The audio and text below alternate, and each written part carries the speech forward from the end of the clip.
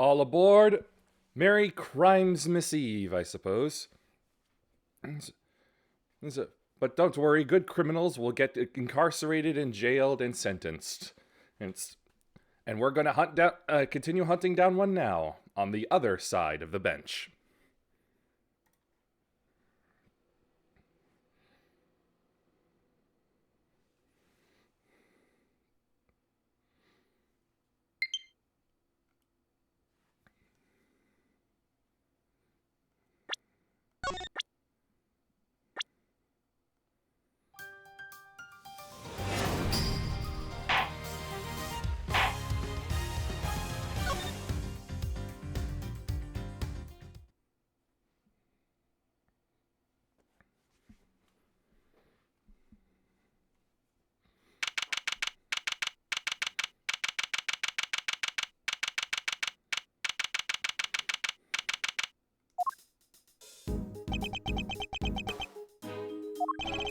You withheld information from me.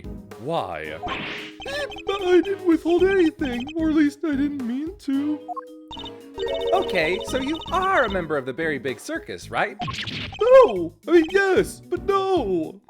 I'm not really a member. I'm still new. That's irrelevant. You're still a member.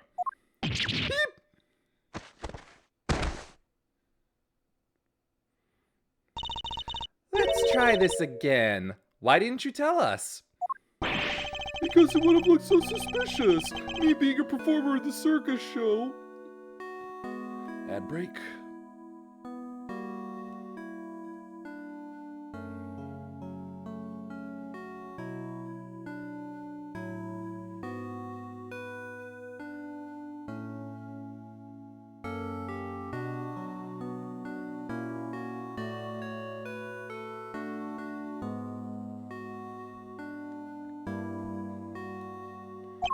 And me being friends with Bronco.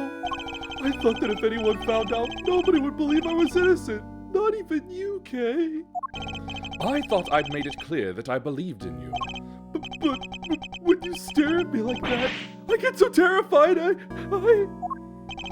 You're a real smooth operator, aren't you, Miles? Any other client-scaring tips you want to share? You're really not helping, Fender. And at this rate, it sounds like we really will need to question him about everything all over again. So what do you do at the circus, Simeon? I'm an animal tamer. Kind of. I'm still learning the ropes. That's so cool! You get to train lions and tigers and bears and stuff? Lions? Tigers? Bears? Oh my, no. I work with this little guy. Looks pretty tame already to me. So, you're not exactly a tamer, more like one of those old-timey organ grinders? Not now, Money. I'm trying to... Oh, you little scamp.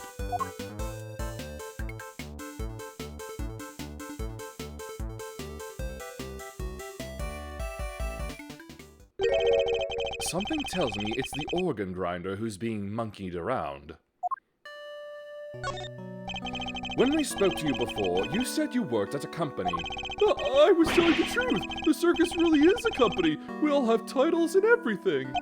The ringmaster's the CEO, and I guess you'd call me a gopher. I even have a line manager. She's head of the animal taming department. It's part of the showbiz division. She's such an inspiration. There isn't a creature in the world she couldn't convince to do her bidding. Even Miles here? I'd like to see somebody whip him into shape. I am not some kind of creature, Fender. So this line manager, was she working with you on the show? Yes, it was just us two. It wasn't all that big of a job compared to what we normally do. She's usually the one performing on stage. I just do all the monkey work. But I did have a bit part this time. So only 2 members of the circus are relevant to this case. Alright, talk me through your movements here at the facility. Sure, I came to see Bronco around noon 2 days ago. And that was when you brought him the chess set? Yes, and that same evening, I started work on setting up the stage in the yard.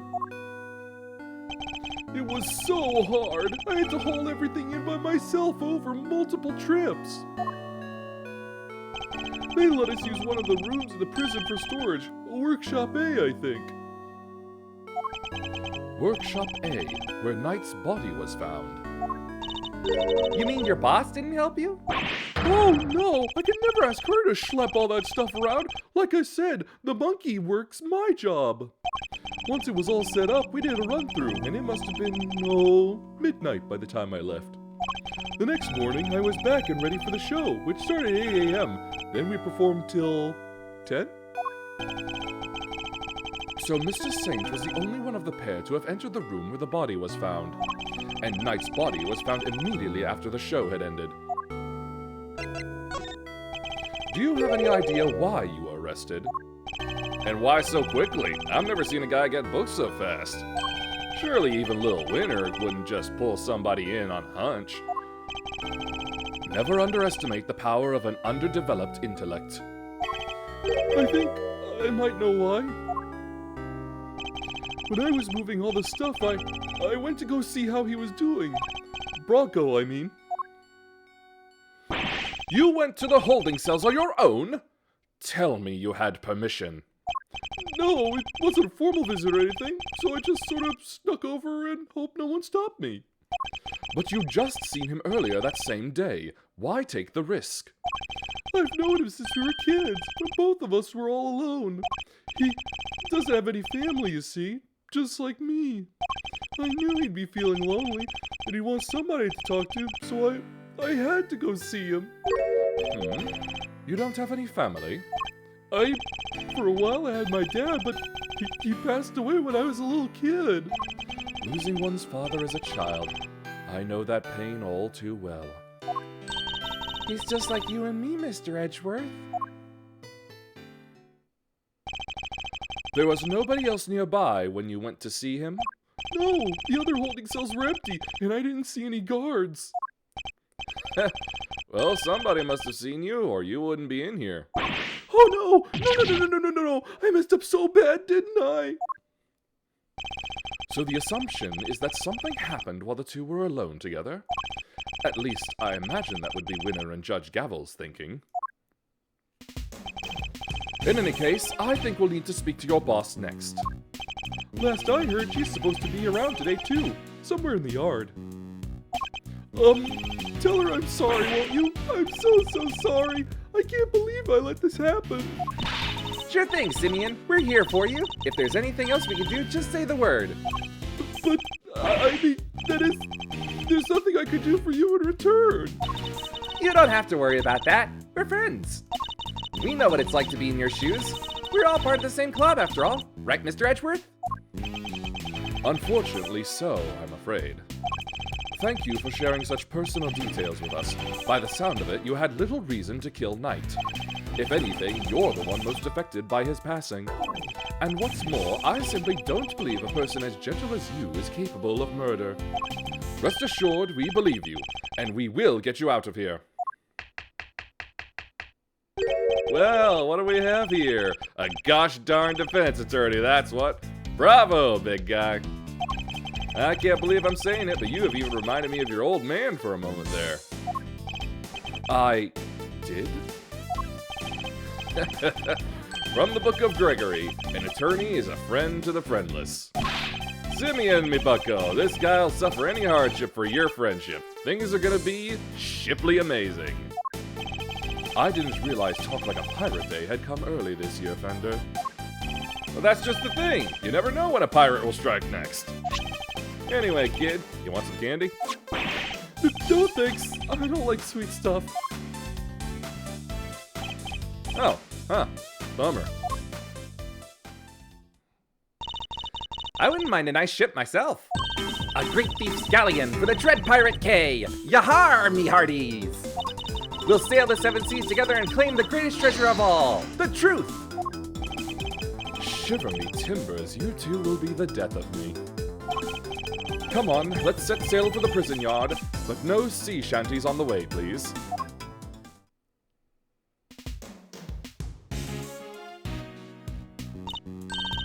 Look, the shutter's open.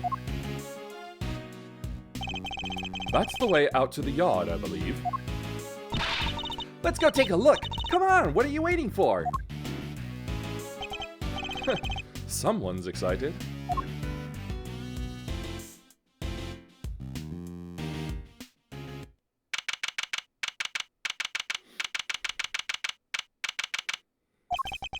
So this is the famous yard. The circus performance was taking place here just before the body was discovered. Check it out! It's like the backdrop to some epic festival.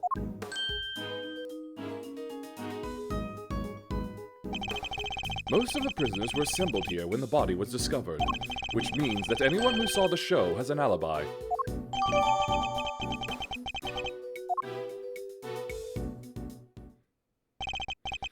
All right, time to take a look around. Eek! Kay! Stop hitting me! Help, Mr. Edgeworth! Cease and desist, you beast! Somebody out! Help me! Stay, Isaiah, stay! Who's that?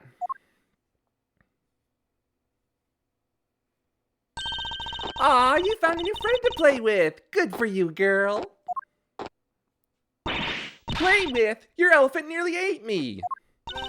No way, she'd never do a thing like that.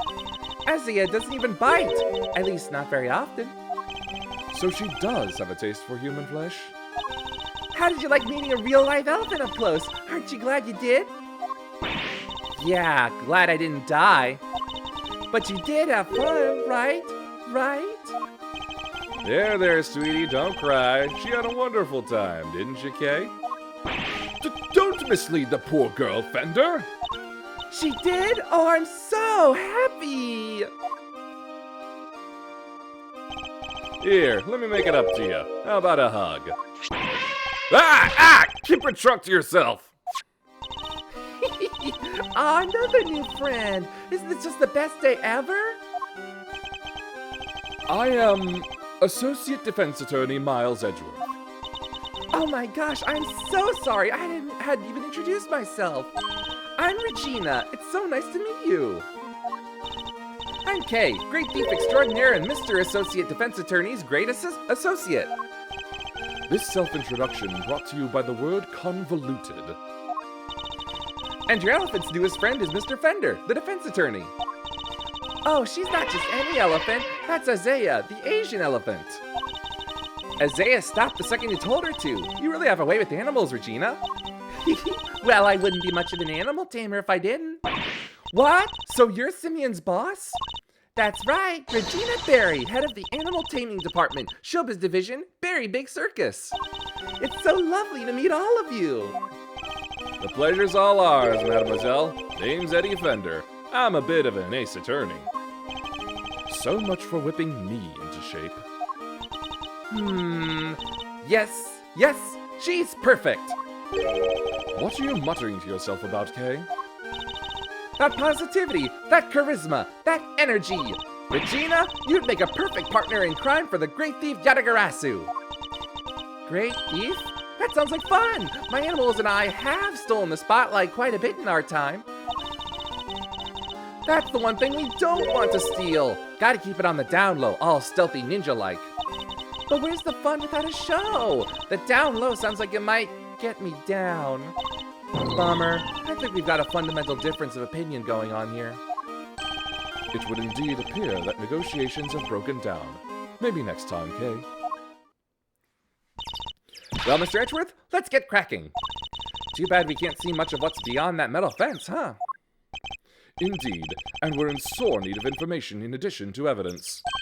Therefore, we should make an effort to talk with any persons of interest as well.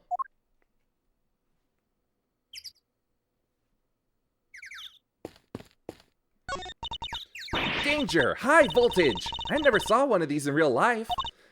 Hey, that must be the fabulous garden outside the warden's office over there. Ah yes, Warden Lagarde mentioned being able to see it from her window on the detention center side. Wish this dumb barbed metal fence wasn't in the way, though. I thought it was all one big yard. Given how protective the warden seemed of her little bit of earth, I imagine it's to keep riffraff like us out.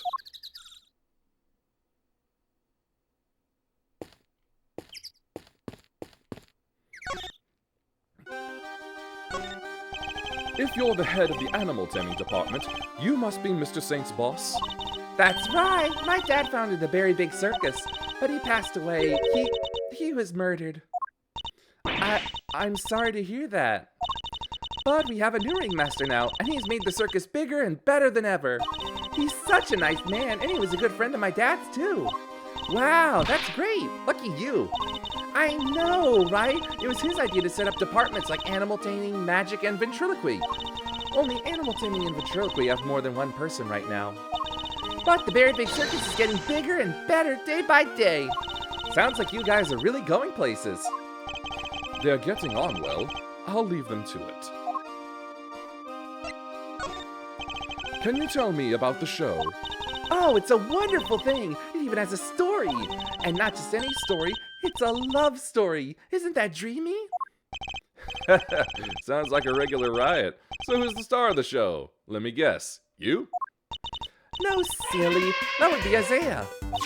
And she falls in love with none other than Regent the Tiger. It's a heartrending saga of forbidden interspecies romance. Whoa, Nelly! I've heard of odd couples, but that takes the biscuit. And that's not all. There's a love triangle too. It's so romantic. That sounds pretty incredible, huh, Mr. Edgeworth? So the elephant is the heroine? I suppose there's a first time for everything. And, who's the third wheel? Oh, that would be the big old meanie who tries to tear our star-crossed lovers apart. Ooh, what animal do you think it is, Mr. Edgeworth? Given that it's a circus, perhaps a lion? I think a raven would be cool, like the Yatagarasu. Nope, it's a sneaky monkey. That's certainly lowered the stakes. Oh, you mean money, right? Nope again. The role of the monkey is played by Simeon. Money's far too small to play against Isaiah and Regent, silly. Anyway, the evil villain tries to tear Isaiah and Regent apart. What will become of the fated twosome? It's so exciting, isn't it? Wow, it sure is. So, Mr. Saint was more than just a little helper he claims to be. Poor Simeon. It'd be terrible if he couldn't perform with us anymore.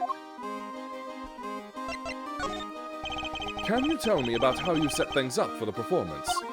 Oh, that's not really my area. Simeon took care of all the lifting and carrying. He's such a sweetie. He offered to do everything by telling me to concentrate on the show. I did see him doing something near that well, though. A well? I recall seeing one behind the stage. I should examine it in more detail. You should have seen him moving those huge cages around all by himself. He's a total hero. Yeah, sounds like something he would do. Weeping all the while. He was going back and forth between the yard here and some sort of workshop with all the equipment.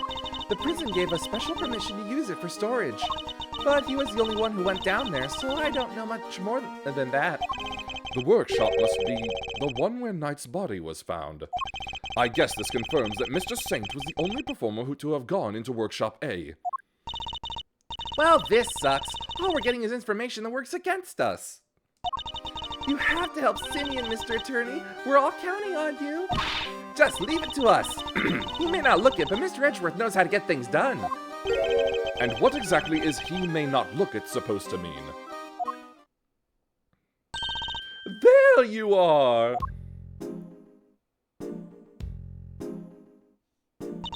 Regina, a cupcake! Oh, Warden Lagarde! I've been simply dying to sit you down for a chat, you exquisite little thing!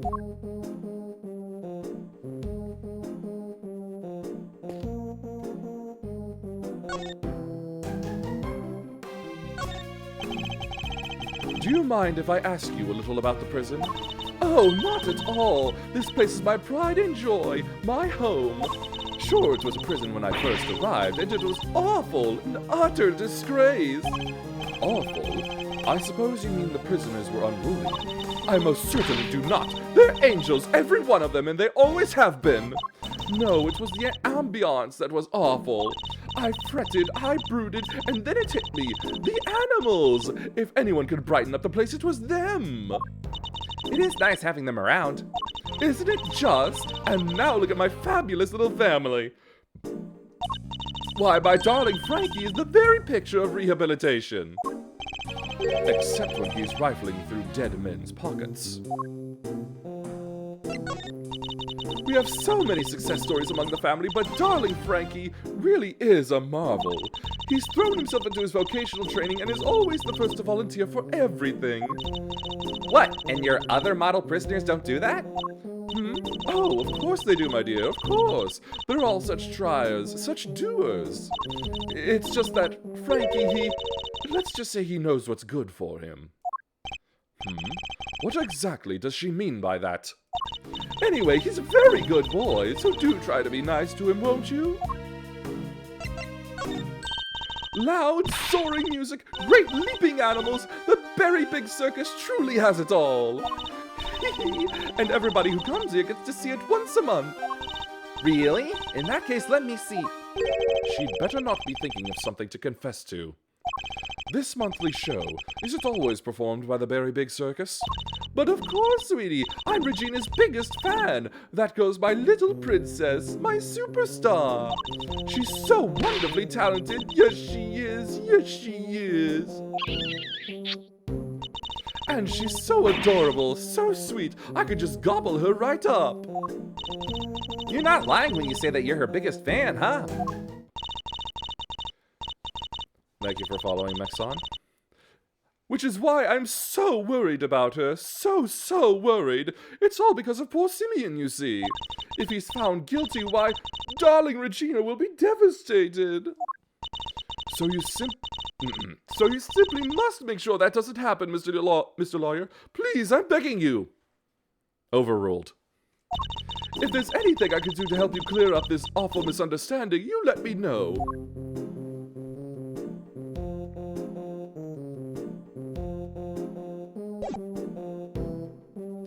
Rose are red, violets are blue, nice as much as follow you. Oh. Very nice, thank you.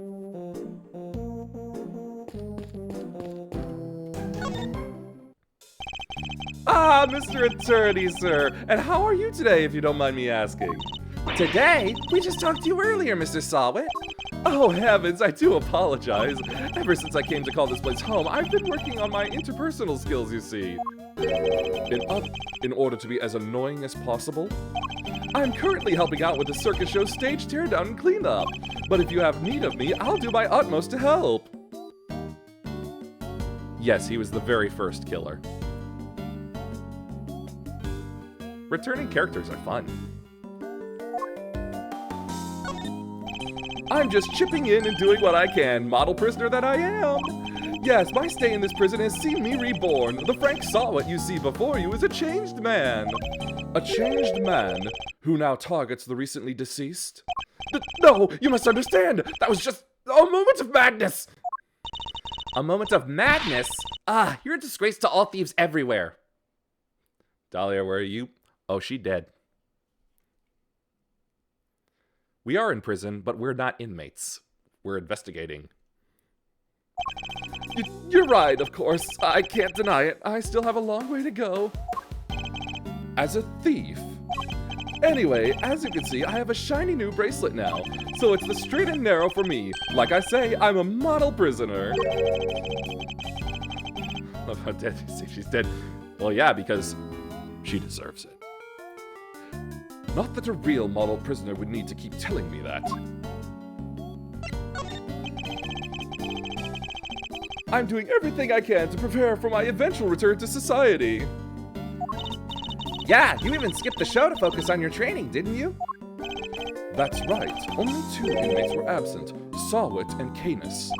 Why didn't you tell us about Mr. Canis sooner? That. Look, I don't think there's an inmate in this prison who'd talk about him if they didn't have to. He's... well, you could say he's the real one in charge around here.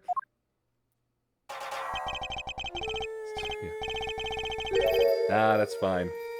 I get almost nobody who ever talks, for the most part. You didn't hear it from me, but... well, I guess it comes with being the Fixer. The Fixer?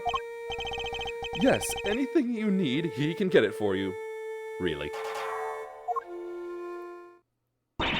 But how does he get away with it? I'm not sure, but he's the only one who does. I heard he has a secret way of getting things into the facility. I imagine being the fixer affords Canis certain privileges. Thank you. I try. Not that I concern myself with such things anymore, of course. I'm far more interested in perfecting my mud pack application technique. And what are these mud packs exactly? They're a special type of mud treatment, rich with minerals. It works wonders on their coats. I've been practicing on the animals here in the prison. I hope to treat them all eventually. Speaking of mud, that reminds me of a certain piece of evidence. Maybe I should try presenting it to him.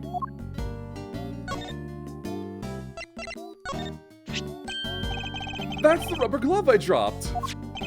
Would you care to explain why it's so dirty? Oh, of course! That's mud from one of the pet treatments I've been practicing. It's Ace Attorney. It's always murder.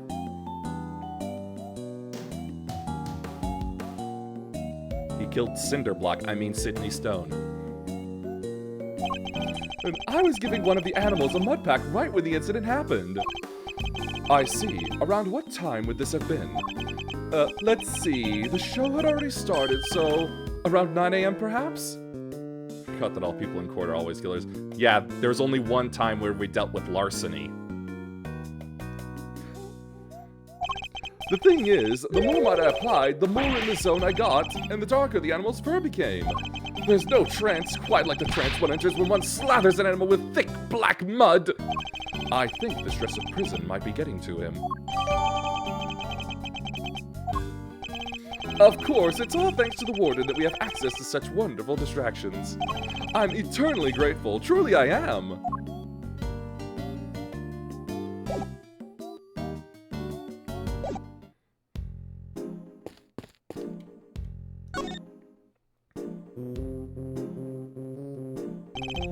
A simple, sturdily built well.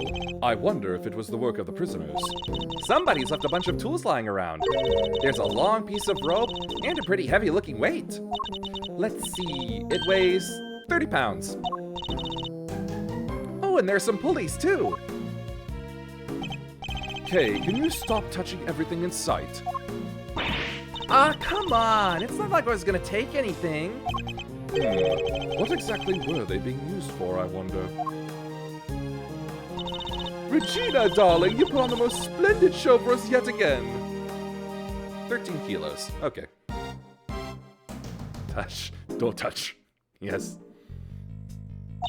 The stage, the stars, and you in particular, my princess. It was simply divine.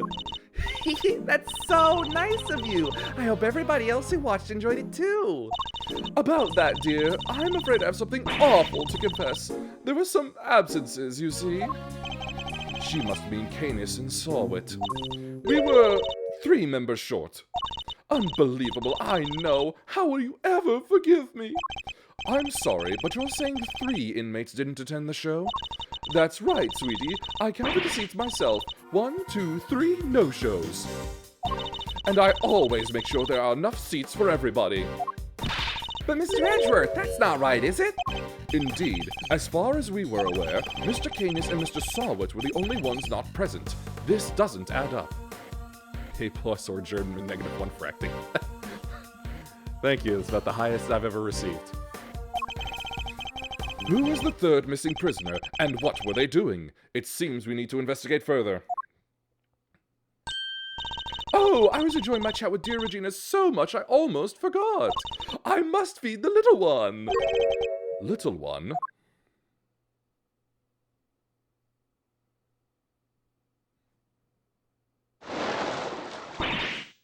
Yikes! Alligator! You're looking as adorable as always, Allie, my sweet. Aw, she's so pretty! And what a cute name! Yes, Allie the alligator. Isn't she a darling? She's my favorite, aren't you? Yes, you are. It's an animal assisted rehabilitation program, but you know, Ace Attorney, they always gotta go nuts with it. I'm so jealous! Can I pet her? Of course, princess, of course! Boy, howdy, these two are made for one another. They look like they'll be busy for a while. Maybe we should, go back inside the prison and check the cells. Yes, let's. Perhaps we can find a clue as to who our third missing prisoner might be.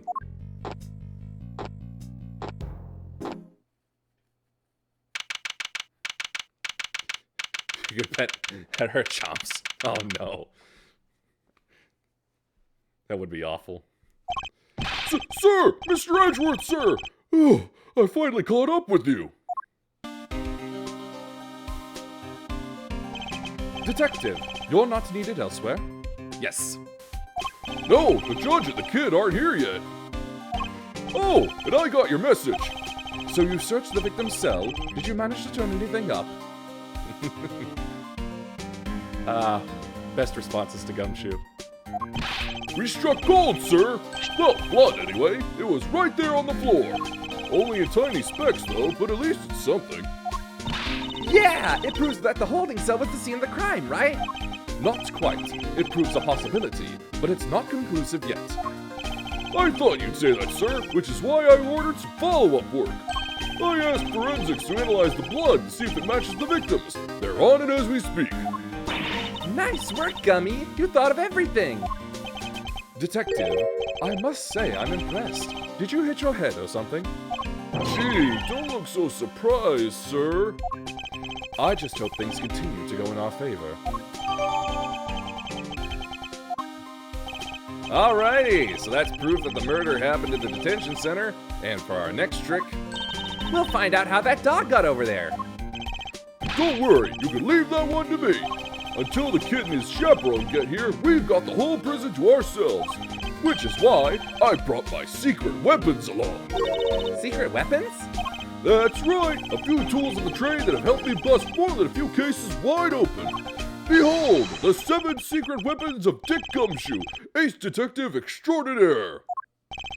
well, I don't know about you crazy cats, but I'm sold. Miles? Very well, Detective. We'll try using your secret weapons. Yes, his name is Dick. It's another slang term for someone investigative. Like a private dick is basically a private investigator.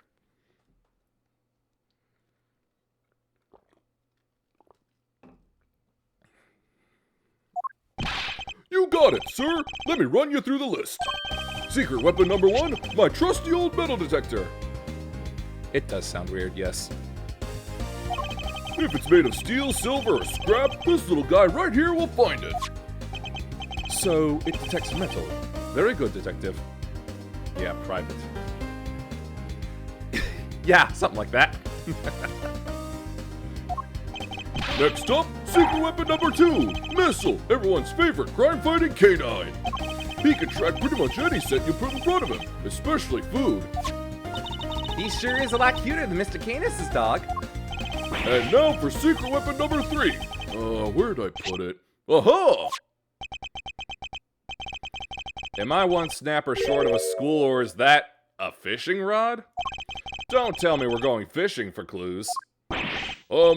No. I mean, I just happen to have it with me is all. I see. Well, onwards and upwards, Detective. Let's see what else you have.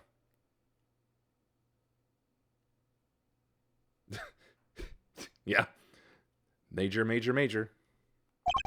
That's all she wrote, sir. Gummy, you're 4 secret weapons short of your so-called 7, and one of them was a fishing rod. Sorry, but that's all for today, okay? I'll, show you the rest next time. Why do you think I call them secret? Guy can't just go sharing everything at once. That's crazy. In that case, then I suppose the 3 you've deigned to reveal to us will have to do for now. All right, which one do you want to try, sir?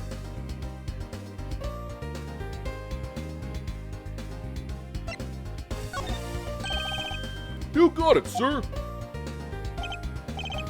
Hey, Missile! Here, boy! Ah, he really came. So, what are we tracking? We're trying to find out how Mr. Canis's dog got to the holding cells in the first place. The context of that investigation today? Well, someone who... I see. I suspect the same route was used to bring Knight's body back to the prison. So, we give the pooch a sniff of the body. And he'll find that brute for us. Written on the screen, yes.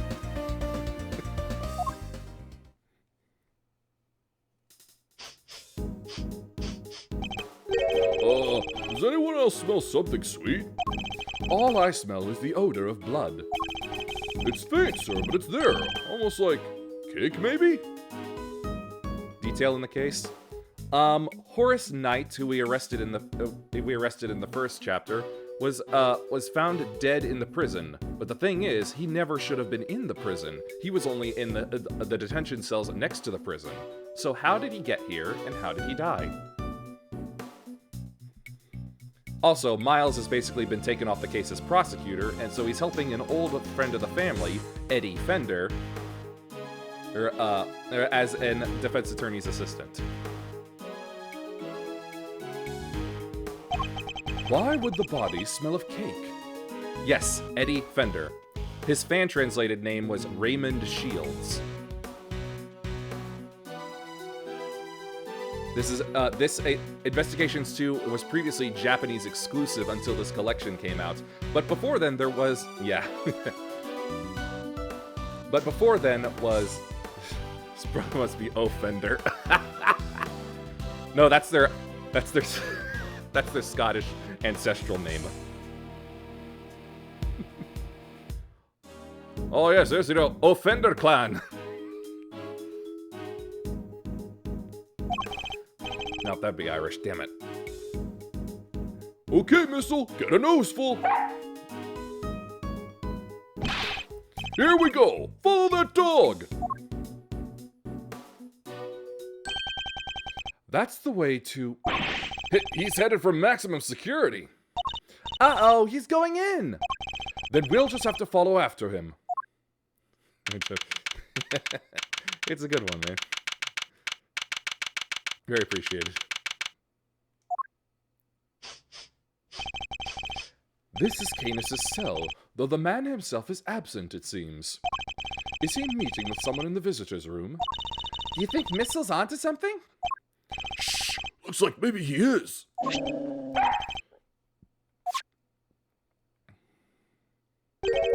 Is there something here?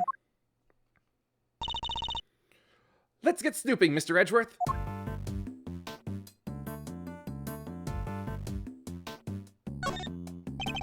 Mr. Canis's chisels, every one a potential murder weapon. That reminds me of something.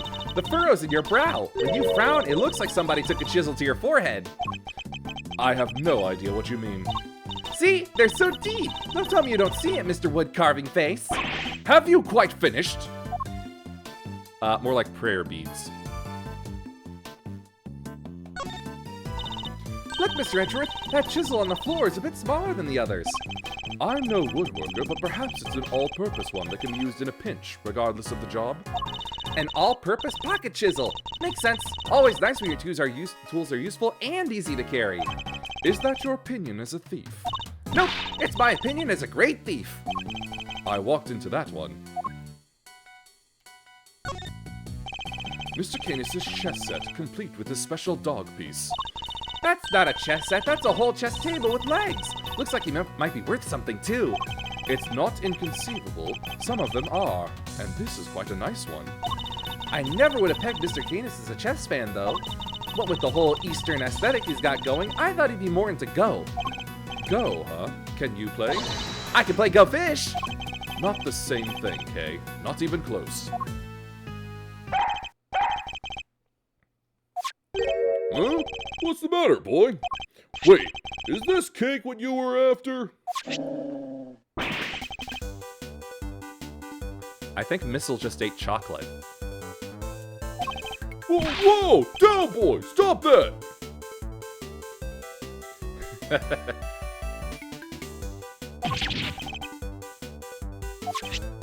No, you can't have it! Dogs can't eat chocolate, you know that! Oh, thank you, Gumshoe. If you won't behave, I'll just have to eat it myself! Not bad. That's some real outside the chocolate box thinking there. Not sure everybody agrees, though. Gummy! I wanted some! Daring of you both to assume the food in a prison is safe to eat. Well, daring or dumb.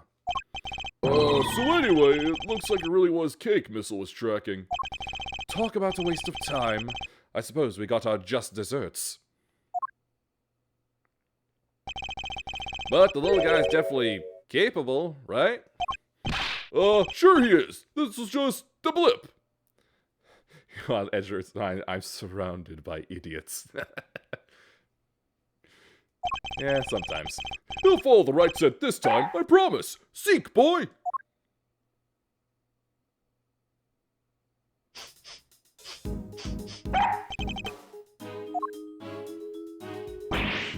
Oh, I think he's onto something.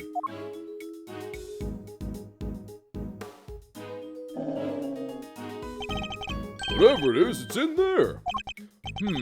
Mr. Carcerato's cell. We need to take a look inside. Detective, call the guard. Yes, sir.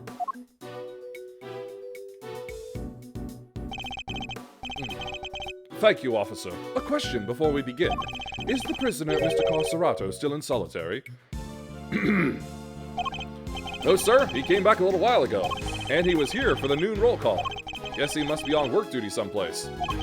I see. Now, if you'll be so kind as to open his cell. Yes, sir.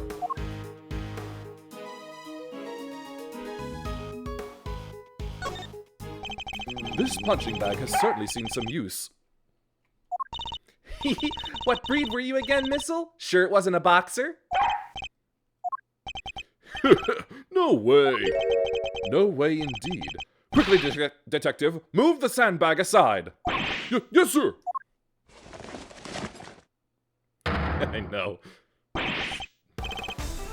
There's a lot of jokes in this one. A hole! Could this be? Whoa there! Wait! Missile! Boxer, I proved the joke. Oh, cool. Wait, does that mean your patron imbues your fists? I'm going in too! Wait! Stop! Sir, I'll go get her! Oh, that's tight. Shouldn't have eaten that cake. He's gone. Well, I'm not going in there. Guess we'll just have to wait. Patreons are the creators of martial arts. Ooh. That's a take on a warlock I haven't heard before.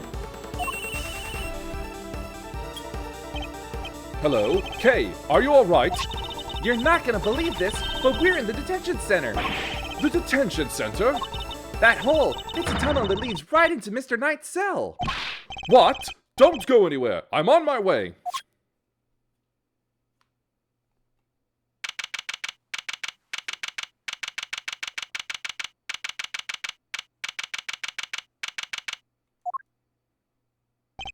Kay! Hey there, Mr. Edgeworth. Guess you could say we made a breakthrough.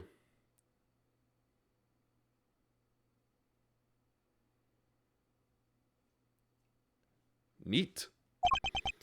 Quite. At least they came out unscathed, I think. Sir, the floorboards under the bed were torn up. So that's how they did it. There's no doubt about it. This must be the route we've been looking for. The corridor connecting the detention center and the prison is locked down by heavy security doors. But with the help of this tunnel, it can be circumvented. It was a sweet scent that started this whole search. Could it be that the scent was in fact coming from Knight's body after all? Incidentally, Knight's body was covered in dirt that might have come from being dragged through this tunnel. Kay, what was it like down there? Well, it was pitch black, so I couldn't see a whole lot. Luckily, my camera has a flash, so I took some pictures. Then let's see what you've captured.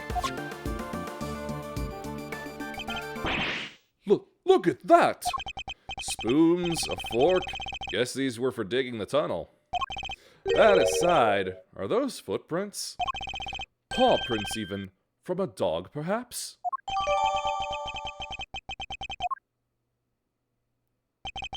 This is a vital piece of evidence. However, it begs something of a question. It does. Mr. Coserato has certainly been making use of this tunnel, which means... Detective, we need to find out where Mr. Coserato is immediately! If my suspicions are correct... Huh? Oh, nuts! The guards were alerted, and they began searching for Mr. Coserato right away. This was He only just got here. But after a thorough investigation of both the prison and the detention center, he was nowhere to be found.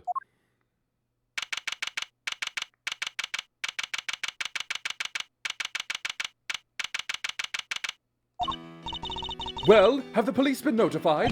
Yes, ma'am. We just finished liaising with them a moment ago. They've set up a cordon around the entire facility. Good. The first blemish on a prison's spotless reputation is always the ugliest. Many strange things. It won't happen again, ma'am. A rather different Warden Lagarde to the one we've seen so far. Mr. Edgeworth, was it? I really can't thank you enough for finding that tunnel, darling. Sadly, it may have been too late. It seems he might have already left the building. I'd say that's unlikely, Warden. After all, there's a security gate at the exit to the detention center. You're not suggesting he simply walked through it? What's to say there was only the one tunnel, sweetie, I suppose that's true. Well, whatever the case, this is no time to be standing around chit-chatting. Mr. Edgeworth, would you mind continuing with your investigation? It would be my pleasure. And you three can get back to your posts. Yes, ma'am.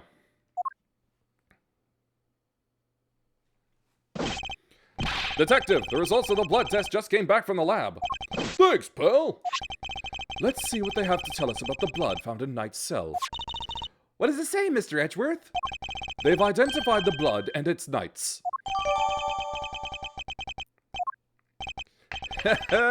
Nice job, everybody. Teamwork makes the dream work, huh?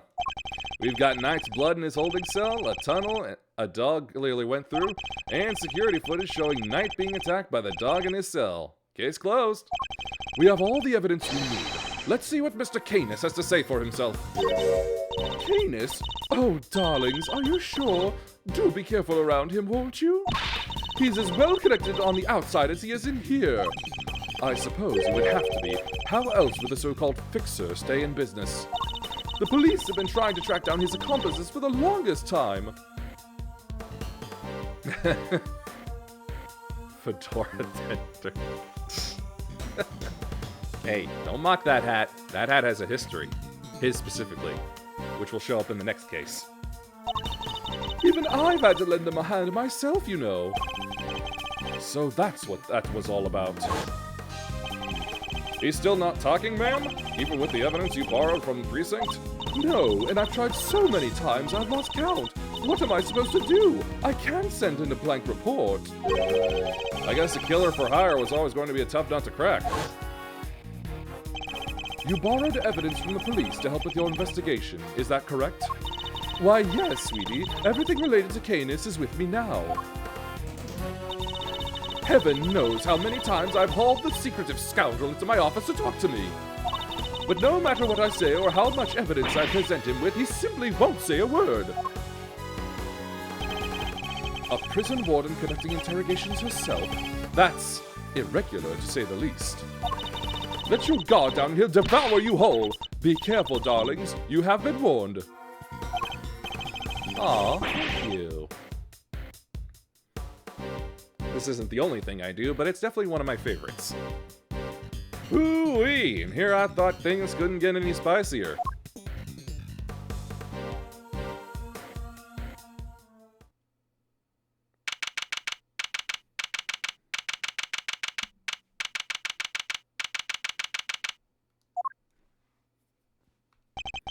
Judge Gavel, I didn't expect to find you here. We have been conducting inquiries, which, given that we are in charge of the investigation, is hardly strange. What is strange is that you are still here, Mr. Edgeworth. I gave you a warning, did I not? I told you that your badge was at risk, should our paths cross again, and yet, here you are.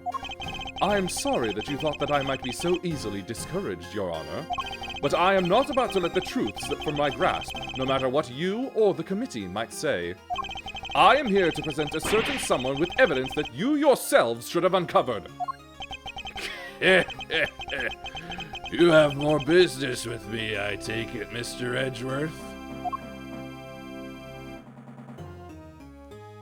I do. I promised I would be back to prove that you were the killer, and here I am. This should be amusing. Very well, whenever you are ready. Objection! Not so fast! We have some truths of our own to share. First-rate deductions, in fact. Indeed, we are now more certain than ever that Simeon Saint was the murderer. Yeah. That's what it's like when you're one of the best assassins that ever assassined in the Ace Attorney universe. And that only he could have moved Mr. Knight from his holding cell to the prison proper. We shall prove this to you beyond a shadow of a doubt. But first, a question. Are you quite determined to continue on this course, Mr. Edgeworth? Should you fail to rebut our deductions, there will be no going back. Your very career hangs in the balance. What? You mean you'll take his badge if you don't like how this goes? That's intimidation! Not at all. If anything, I am showing him mercy. This is not Mr. Edgeworth's case. It never was, and I am under no obligation to hear him out. If he is prepared to accept the potential ramifications of his actions, I will allow him one last chance. Yeah, some mercy. Well, are you truly willing to take the risk? To put your beloved badge on the line? Mr. Edgeworth! Sir! I accept your terms. I am confident of my reasoning, and what's more, I am representing the firm of Edgeworth & Co., and I do not intend to besmirch its name. My duty will be done, and I will not be intimidated. Very well, let us see whether you are brave or simply reckless. By the power vested in me by the almighty goddess of justice, let this judgment commence. Eustace, if you will allow me. Fine by me. He's all yours, Gavel.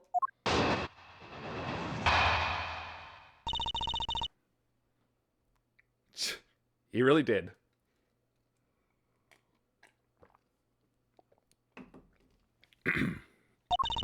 You are aware of the incident involving Mr. Knight the day before yesterday, I assume?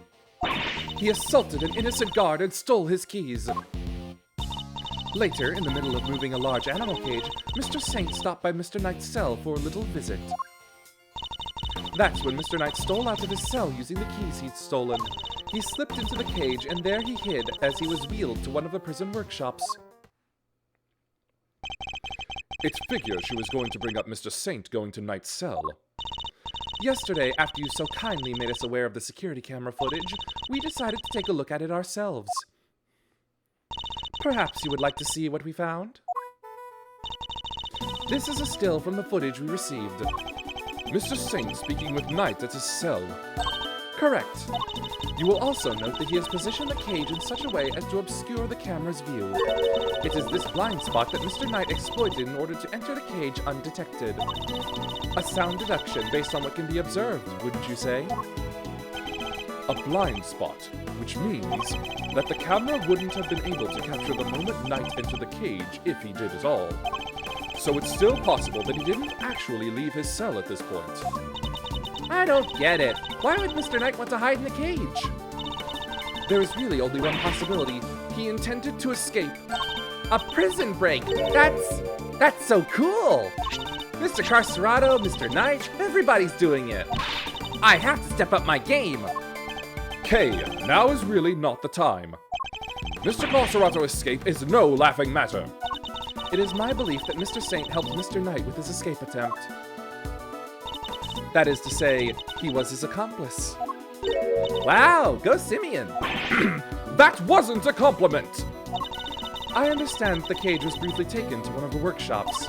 I imagine that had things gone to plan, Mr. Knight would have remained in the cage until after the show, and then removed from the premises along with the rest of the circus's equipment. down Kay very much. Unfortunately for Mr. Knight, Mr. Saint had other ideas. He killed his friend in cold blood. Judge Gavel's argument seems reasonable, but there must be a fault in her logic somewhere, and I'm going to find it.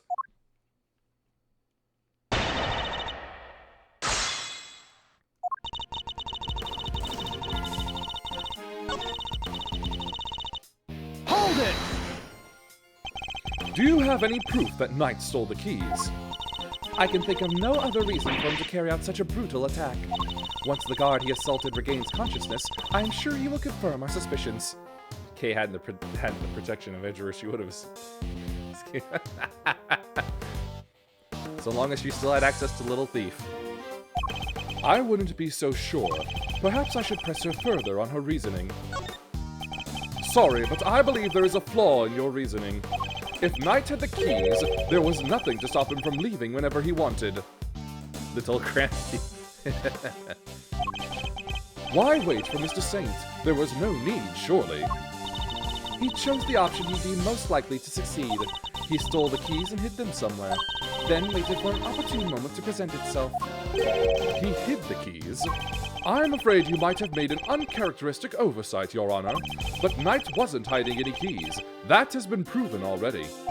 And this is the piece of evidence which proves Knight didn't have the keys.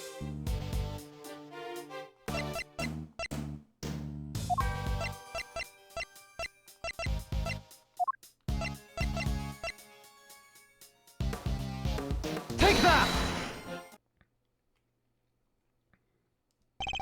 Since you know about the incident, I assume you must already know this, but after the assault, the guards searched both Knight and his cell, and no keys were found.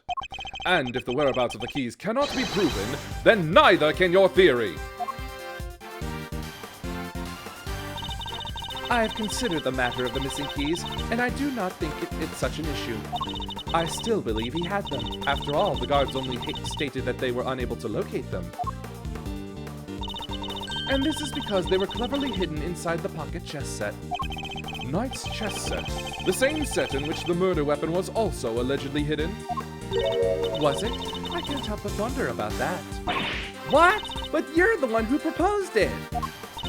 Actually, if you recall, that was Eustace's assertion. So the two of them aren't of one mind on this, I take it. Allow me to restate the facts. Mr. Knight hid the keys he stole from the guard inside his chess set. When Mr. Saint came to see him, Mr. Knight used the keys to open his cell and climbed inside the cage. He was then moved from his holding cell to that workshop in the prison proper, all with the help of his friend and accomplice. Had things gone according to plan, he would have been taken out of the facility after the show. Eustace roadkill.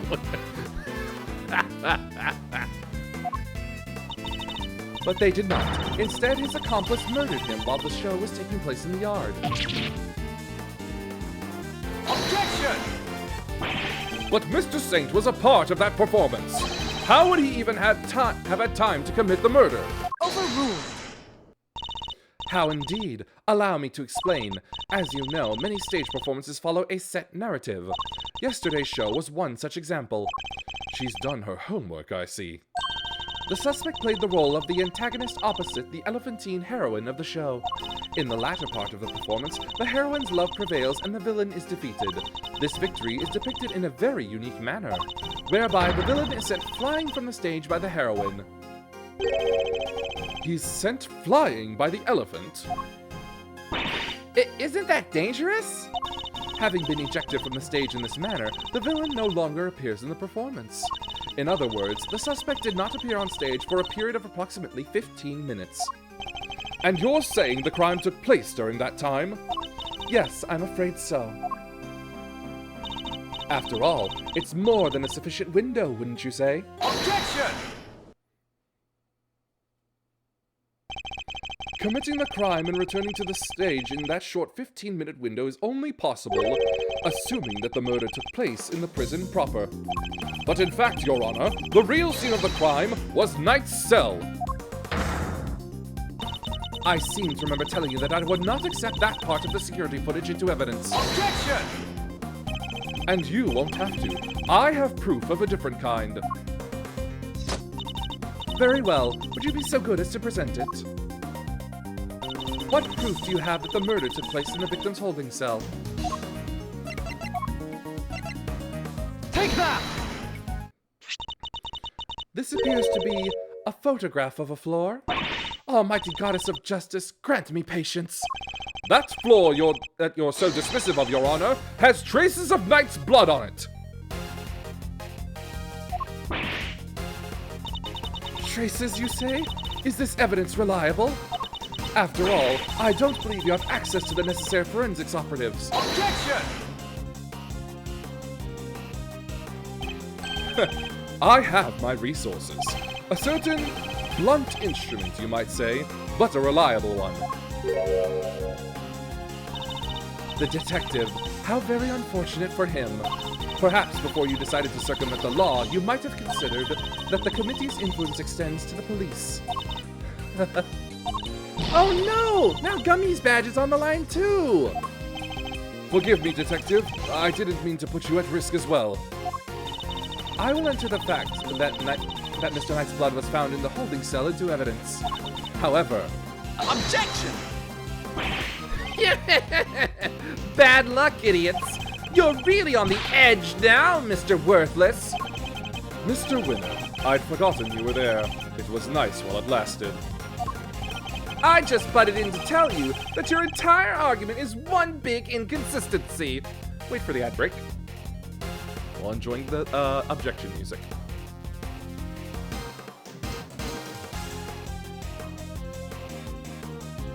Imagine only talking between Apollo and a gavel. Oh, gods of justice, grant my strength. Oh, Athena, you're back.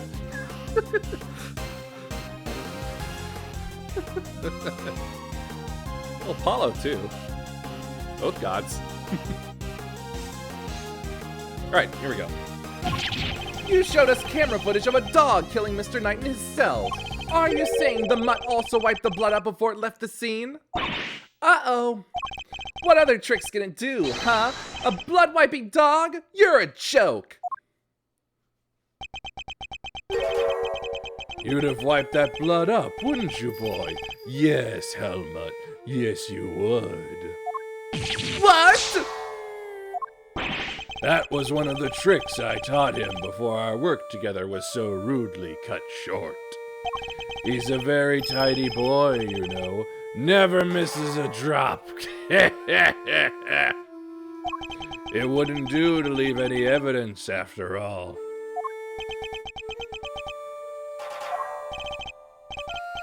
Saved by an assassin, of all people. Jeez Louise, you could have just taught the little guy to shake hands.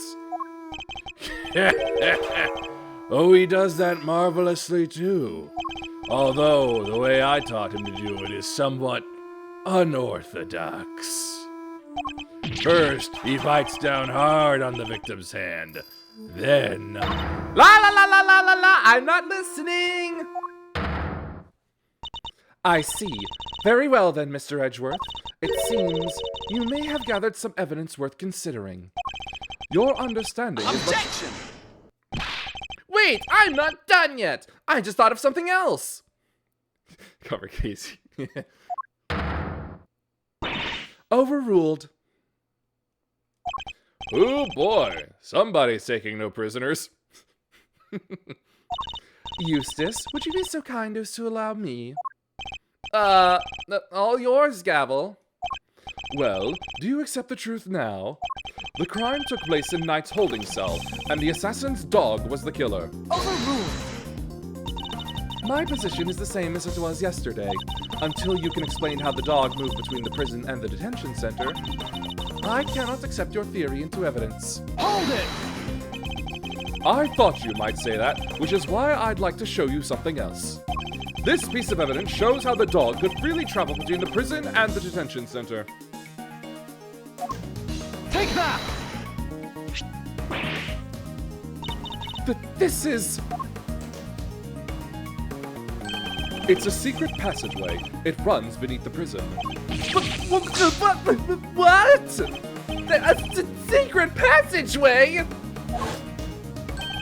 It was dug by one Mr. Rocco Carcerato, escapee.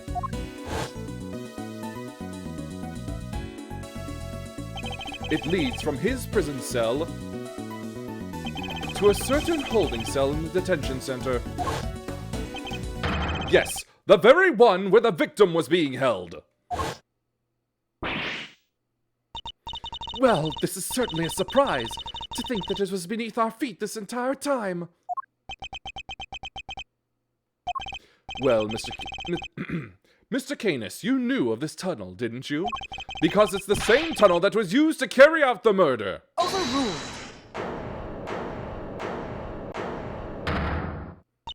In the name of the goddess of justice, overruled! Mr. Edgeworth, you are out of line! Hold it. How so, Your Honor? Overruled. Evidence is everything, whether in a court of law or at the scene of an investigation. Isn't that your little catchphrase? Well, it just so happens that I have some evidence of my own. Bronco Knight's autopsy report. His autopsy report? When did we get that? Nuh-uh, yee. How do you not know you had it? The police handed it to me only a short while ago.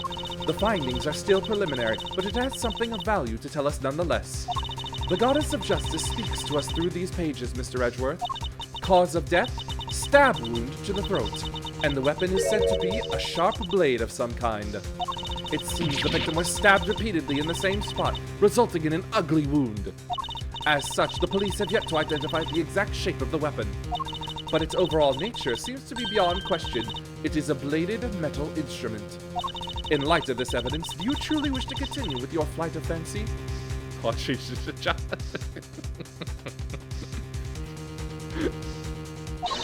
Or will you now claim that the dog used a knife instead? But that's impossible! That will be all. This court is adjourned. Objection. But the tunnel, the paw prints! What of them? Helmut is something of a wanderer. Perhaps he just happened across this tunnel one day. Although, I couldn't say for certain. I myself cannot wander quite so freely.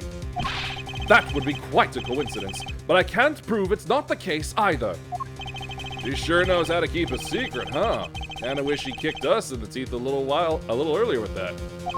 She was baiting me, waiting for the perfect moment to crush me with that autopsy report. And I fell for it. Hook, line, and sinker. You are lead attorney for the defense, correct, Mr. Fender? This is the interim autopsy report in question. I do apologize for the delay. Yeah, no sweat. Thanks for hooking us up.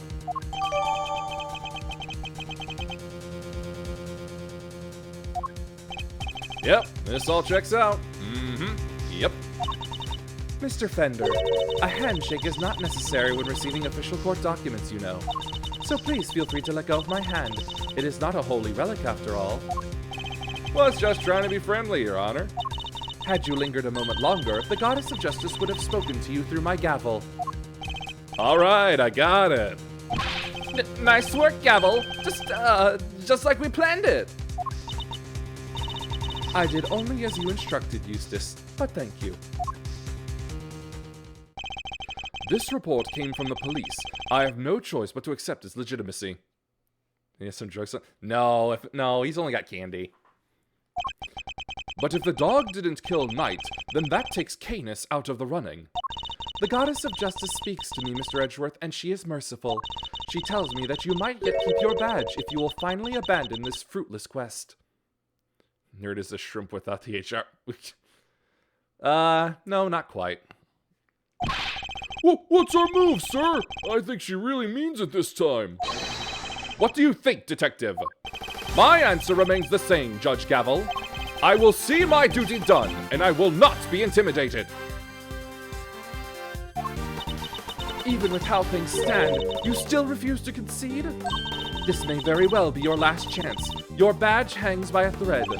Then let it fall if it must. I have something far more important to protect as an associate attorney. I meant more of a sickness drug, like after 5 minutes you lose your mind or something. Oh. Slow release like a troponine. My client. The goddess of justice is no doubt saddened by your refusal to accept yet another offer of mercy. Attaboy, Miles. That's what I like to see. Looks like the defense never rests is really starting to mean something to you. Credit to your old man, though. He's the one who said it first. My father? In fact, I could swear I saw Gregory's spirit in you for a second there. You said that you've changed since your days in Von Karma's shadow. I didn't believe you at first, but I'm starting to. Thank you, Fender. Alright, kids. This is where the rubber really hits the road. Put your thinking caps on. It's make or break time. If it's true that Knight was off with a bladed weapon, does our whole case really fall apart? A bladed weapon? Of course! There were 5 chisels in Canis' cell when we last looked.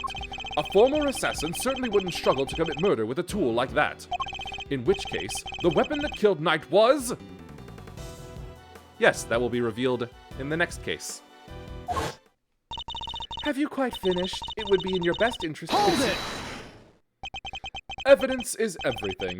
It may well be my little catchphrase, but it's also true. Oh, go die, bot.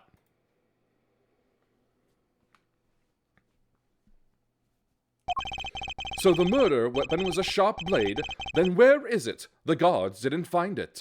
Why can't you let this go? So what if they didn't find it? What are you driving at? What if I were to tell you that I now know what the real murder weapon was? And it was right under our noses the whole time. Indeed. It was one of Mr. Canis' chisels. What? Overruled. I would advise you to stop bombarding us with your irresponsible, half-baked theories, Mr. Edgeworth. You have repeatedly insisted that Mr. Knight was killed in his cell by a dog. I simply go where the evidence takes me, both in the courtroom and at the scene of a crime. If the murder weapon was in fact a chisel, then yes, the murderer could not have been the dog. But that begs the question of what exactly it was we saw in the security footage. But it was selling views. Oh yeah! Security footage! How do you explain that, Mr. Smarty Pants? An excellent question. The footage shows... Mr. Canis' dog jumping up at Knight. The dog attacked Knight, but he didn't kill the man. He didn't? No, Knight was merely knocked out. The dog didn't drag a corpse through the tunnel. He dragged an alive but unconscious Knight. The real killer was the dog's master. Yes, seeing him crying is quite cathartic. Oh, I get it. By bringing Knight here, Mr. Canis could finish the job. And he could definitely use one of his chisels to do it. Correct. You, Bodied Karma Canis. You're the only one who could have done it. Objection! Hey, Mr. Edgeworth, you ever get this on your report card? Refuses to listen, must learn to respect others. Are you asking me or confessing to what's on yours? We already searched Mr. Canis' cell from top to bottom, right, Gavel? Yes, we even inspected his chisels, all 4 of them. Oh yeah, it was. They gave Edgeworth some real wit in this game. There wasn't a single speck of blood. Hold it! Why, thank you, Your Honor. You have just confirmed my theory. I have? What exactly do you mean? The last time we were here, there were 5 chisels, not 4. Well, Maynard Line was struck like a bullet. Yeah. Oh yeah, I remember counting them. Definitely 5. And the one that's missing is the small one. The one we thought might be a pocket chisel. Mr. Canis, where did you hide that chisel? A pocket chisel? And what use might I have for such a thing, I am rarely allowed to leave my cell. In which case, he shouldn't have had the chance to dispose of the weapon.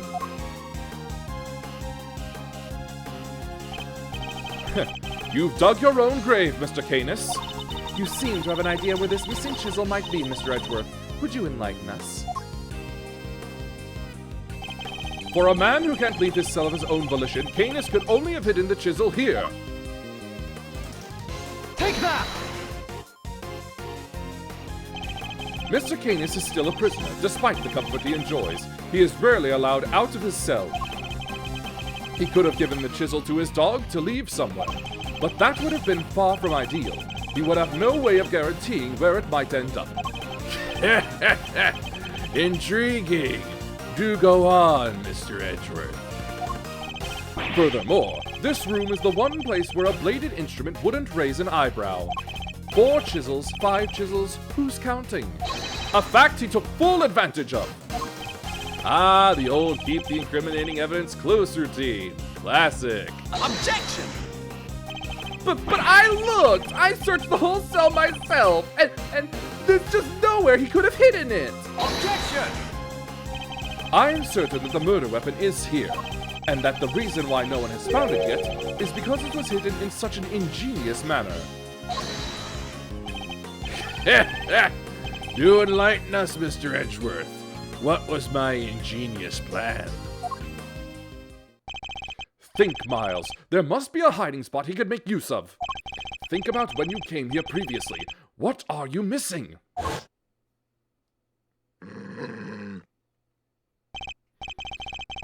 He's not showing us out permanently, right? Let's get out of here, come on!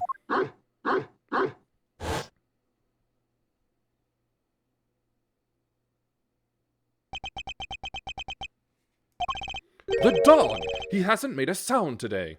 When we were here before, he barked and growled repeatedly. Canis even encouraged him to do so. That must be it! I knew something was off! I can hardly believe it, but I think I know where he hid the murder weapon. Giving up already? I expected more of you, Mr. Edgeworth. Hold it! As well you should, if you would give me a moment. For this piece of evidence shows where you hid the murder weapon. Take that! Your dog. He seems unusually quiet today. Oh yeah! Unlike last time. Mr. Canis, if you'd be so kind as to open Helmut's mouth. Oh, come now. He hasn't barked because he is a well-behaved boy. I had to order him to last time. Then order him again, this instant! It's not like we're asking for the world, Mr. Canis. Or do you have something to hide? If you insist. Come on, Helmut. Open up.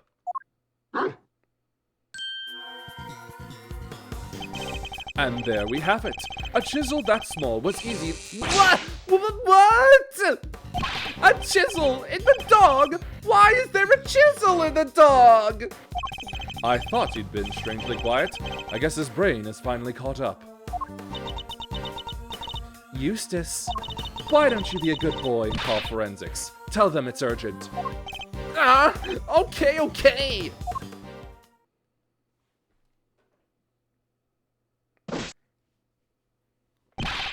Our findings are as follows. Traces of blood were detected on the chisel. What? Not such a half-baked theory after all, was it? Alright, so we're all on the same page here. This is our murder weapon, yeah? The forensic evidence cannot be ignored. We have no choice but to concede that this is most likely the case.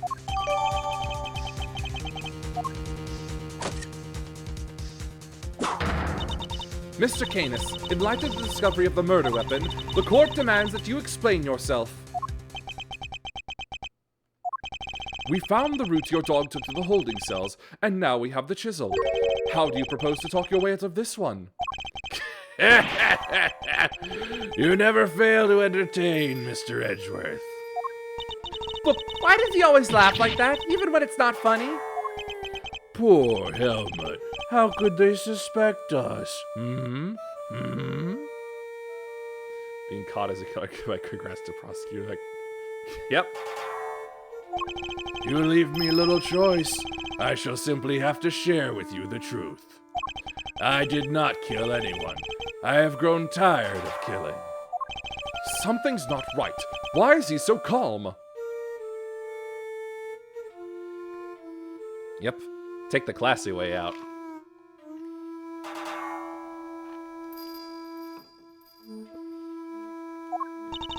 Very well. The court will hear Mr. Canis' testimony. If you would be so kind. Gladly. Perhaps you might begin by explaining what you believe my motive to have been. I never knew this knight. I had no contact with him, no connection whatsoever. Given that this is the case, why would I possibly wish him dead? Ah, could it be you are suggesting that it was my canine companion who had the motive instead? Helmut only bares his fangs when I tell him to. I am not so bloodthirsty that I would kill a man I did not know. I mean, when he puts it that way. An assassin who only kills his acquaintances. Not the soundest business model, I agree. My work requires me to deal with strangers, of course, but murder for its own sake? That's not my style. So I need to prove a link between Knight and Canis. I should go over the evidence again and see what I can discover.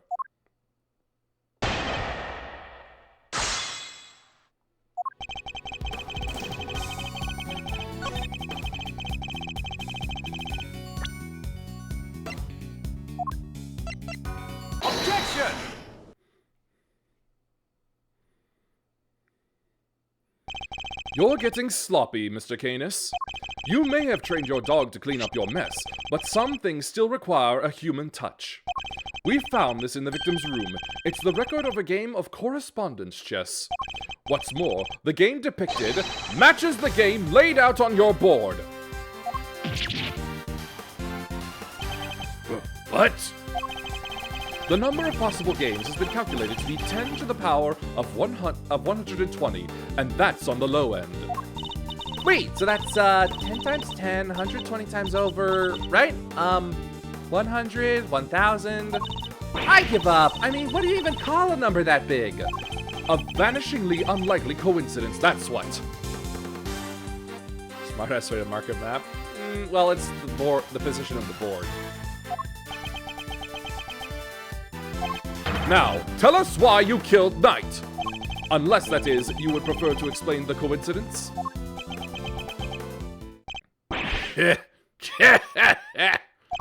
Well, they do say that truth is stranger than fiction. It is, as you say, a coincidence. But that's totally impossible. We just proved that. A coincidence of a different kind, child. I never imagined my correspondent was the victim, you see. And yet, here we are. Helmut is as surprised as I am, aren't you, Helmut? Yes, yes. I suppose there's nothing for it but to finally tell the truth, boy? The other prisoners had all gone to the yard, you see. There was a show of some sort, I believe. Here I was, minding my own business, when in comes Helmut, dragging a corpse of all things. I had quite the shock, not least because the murder weapon was still in the poor fellow's neck. Of course, I was none too keen on becoming a suspect, so I had Helmut take the body to the workshop. Once there, he removed the murder weapon and brought it back to me, just as I had asked. The dog pulled out the murder weapon in the workshop? Indeed he did. Removing it here would have made an awful mess after all. You know something? That makes total sense. Remember what Mr. Sawit said, Mr. Edgeworth? That huge black dog had sunk its terrible teeth into the victim's throat! What did you just say? It was hellish, utterly hellish. That beast, that awful beast, he killed him! I see. So what Mr. Sawit actually saw was Helmut removing the murder weapon then? Precisely. I can't say I wasn't a little disappointed that he was spotted, of course. Silly boy, it's not like you to slip up like that, is it now? And there you have it. That is about all there is to tell. I did not kill the man. At most, I am responsible for the removal of the weapon. Now, will that be all? Poor Helmut is growing restless. Objection! Sorry, but if you could entertain us for just a little longer, Mr. Canis. Fender? No offense, Palio, but I don't think you've quite told us everything. I'm sure we'd all like to know why you thought you needed to pull the chisel out in the first place. He's right. It makes sense that he would move the body to avoid suspicion, but Canis had no reason at all to recover the murder weapon. So the mute one isn't as dumb as I thought. Please answer the question, Mr. Canis. It was because of the bell. The one attached to the chisel and the one around Helmut's neck have a very distinctive design, if you will. Of course, they were something of a trademark of yours, were they not? I don't get it. How does that even work? Bodied Karma Canis, the blind butcher. His appearance was always announced by the sound of bells. The last sound his victims would ever hear.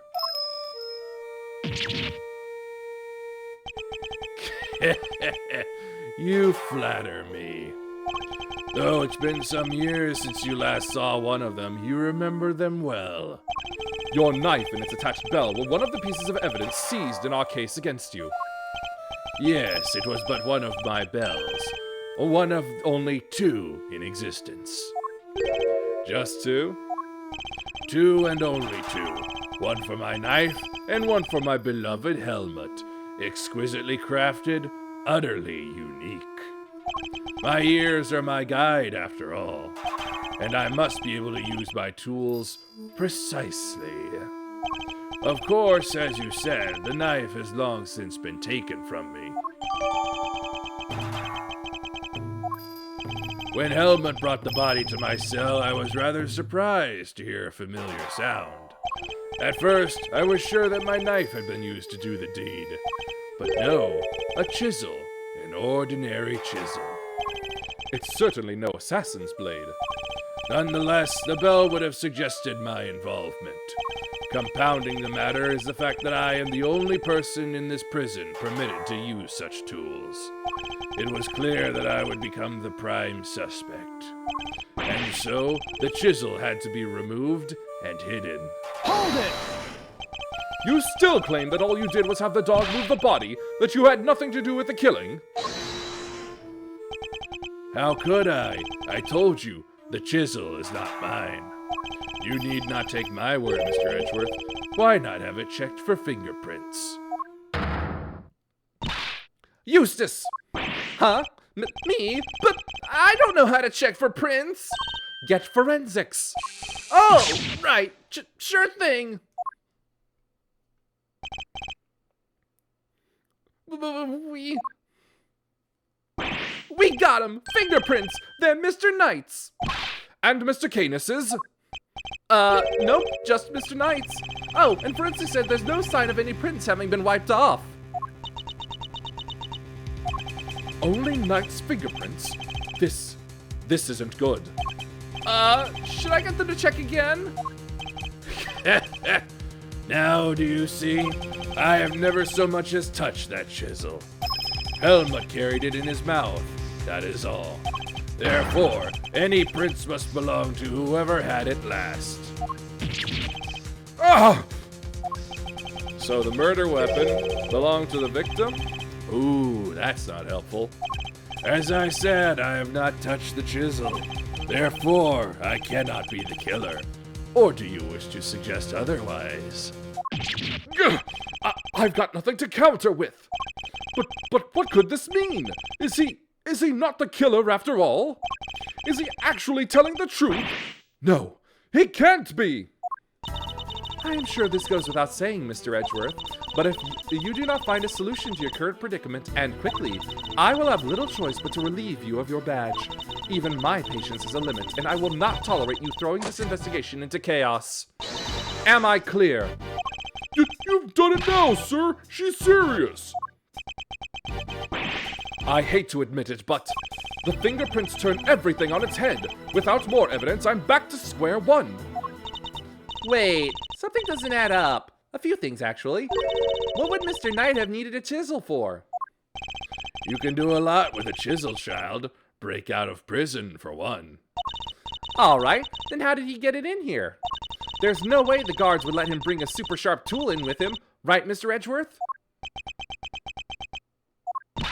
Hey, Earth to Mr. Edgeworth! You can't stand there hemming and hawing just because of a little setback. The important thing is finding the truth, you know? It doesn't matter how we get there, as long as we save Simeon in the end. We can't give up now, or ever. Yeah, what she said. I'll second that. You won me around with that, Kay. I'm half tempted to offer you a job for real. It's like I said, the defense never rests. Or rather, like your pop said. What do you think lies at the heart of those words, Miles? Any guesses? The heart of those words. It's like this. As defense attorneys, our client's fate rests on our shoulders. We're the only ones they can turn to. Simeon's our client, and we're the only ones who can save him. So we can't rest. Not while he's counting on us. I'm not about to turn my back on your old man's legacy. Are you? I'm an associate with the defense now. No, I'm an associate with my father's firm. That is the role I have chosen, and that means that if I fail to save my client, I have failed in my duties. I will honor my father's vision and save Simeon Saint. No matter what setbacks I face, I cannot admit defeat. If one path is blocked, I must simply find another. There we go, that's the Miles Edgeworth I know. Now, let's find that new path forward. We can start by trying to figure out how Mr. Knight brought that chisel into the prison. Right, how would Knight have managed to bring a chisel in here?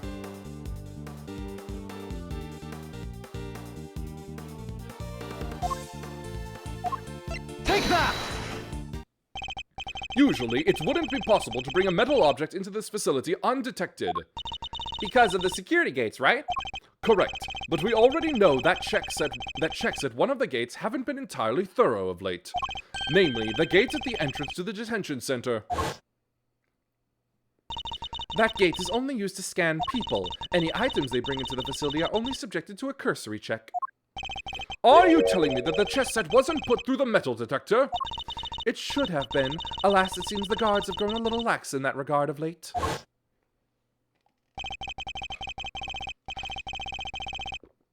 Knight took advantage of this little oversight and had Mr. Saint bring him the chisel, hidden inside his pocket chess set. That does answer one of our questions, and it suggests that the chisel was indeed Mr. Knight's and not Mr. Canis's.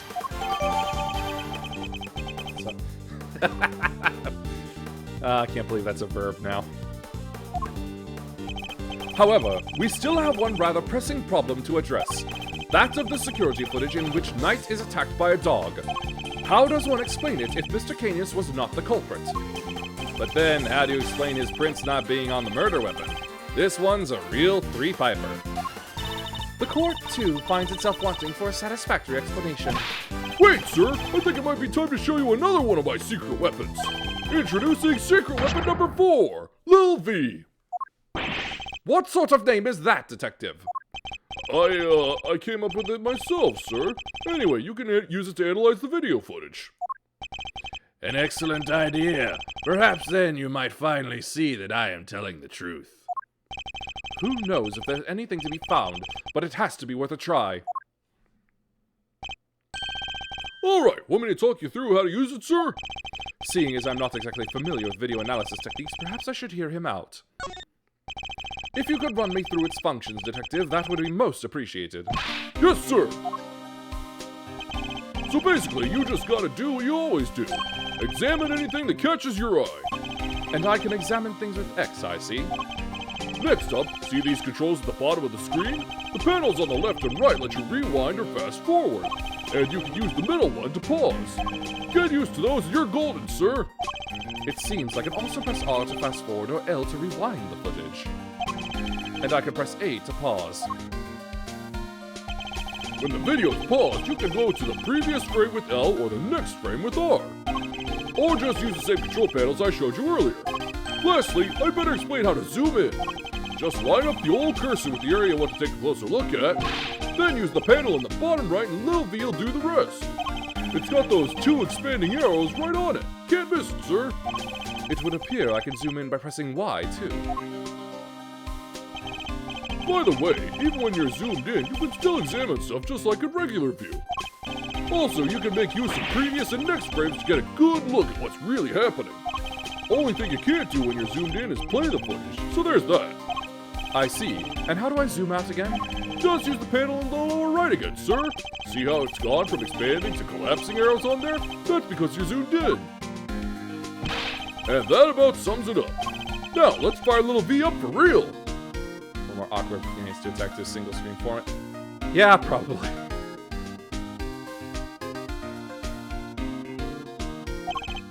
Remember, just examine anything that catches your eye and you'll do fine. The footage from Knight's holding cell, other than the victim being attacked by that dog, I can't see what else it might show us. But suppose we're wrong. What could we be looking at instead? Could the person in the footage be someone other than Knight? And if so, could whatever's attacking them be something else too? I should keep both questions in mind while reviewing the footage. You never know what you're gonna see once you start looking at things up close. Check every detail, sir. You'll find something, I'm sure.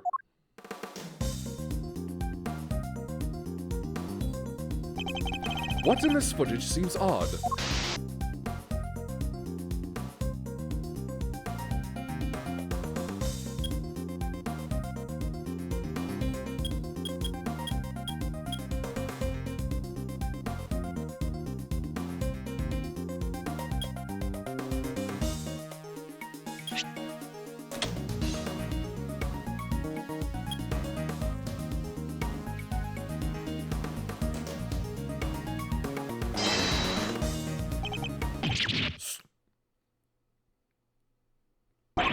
I suspect we may have made a critical error of judgment.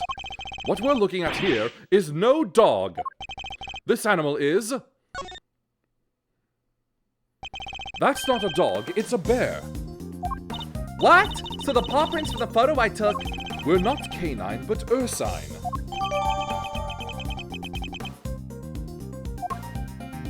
A bear? So could that mean... Yes, I think it could.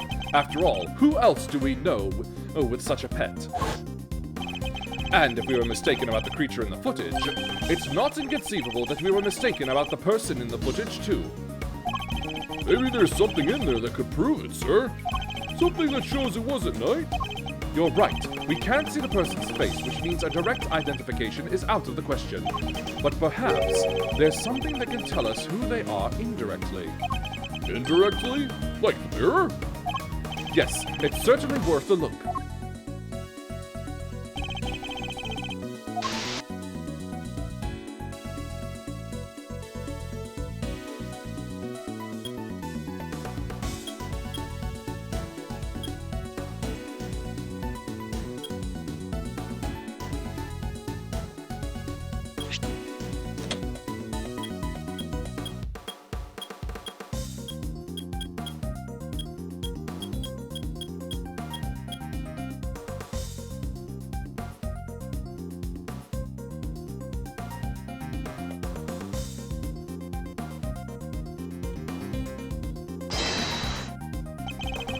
The figure is reflected in the mirror here too. Is that a hat? Say, doesn't that look like the hats the guards wear, sir? Aw, jeez, is that what I think it is? Have there been any reports of one of the animals attacking a guard recently? Not that I've heard of. So this may not be a guard at all, but somebody dressed as one. Perhaps this might shed a little light on the matter of the hat.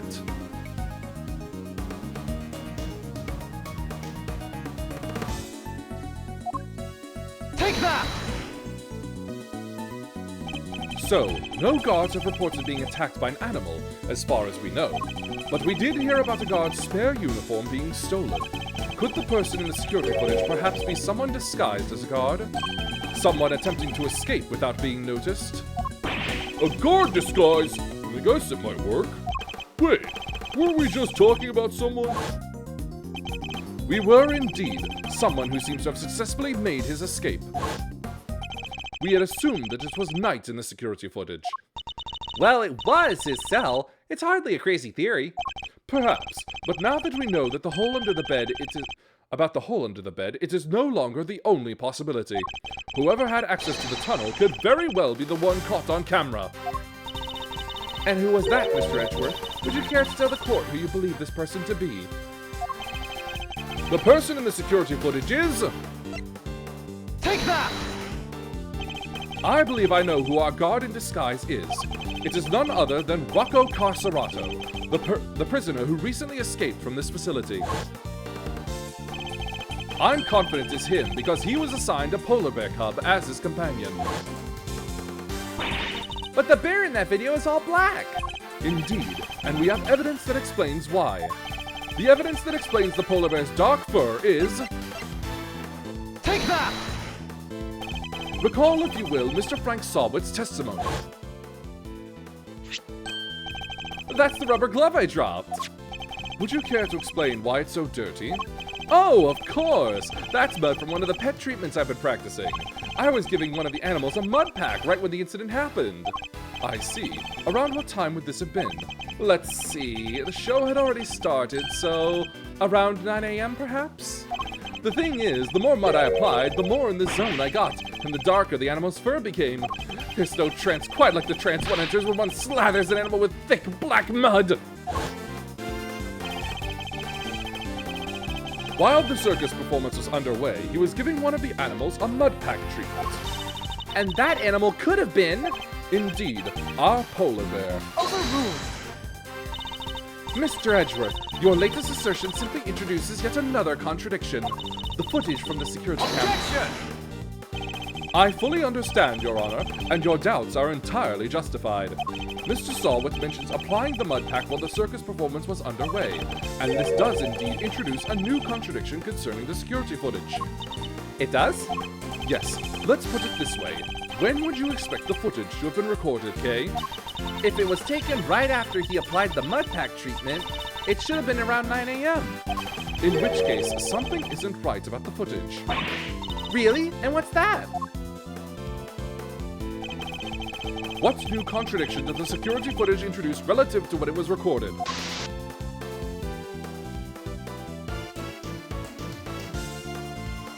Take that! Mr. Sawwitt said he administered the treatment at around 9 a.m., in which case the security footage should also show a time of around 9 a.m. However, the timestamp says 6:42 a.m. On the day of the murder, the prisoners all went out to the yard to watch the circus. All except three: Mr. Canis, who remained in his cell in maximum security, Mr. Sawwitt, who was administering a mud pack treatment in the workshop, and Rocco Carcerato, who had been awaiting that precise moment to put his escape plan into action. I believe he entrusted the bear to Mr. Sawwitt before entering the tunnel.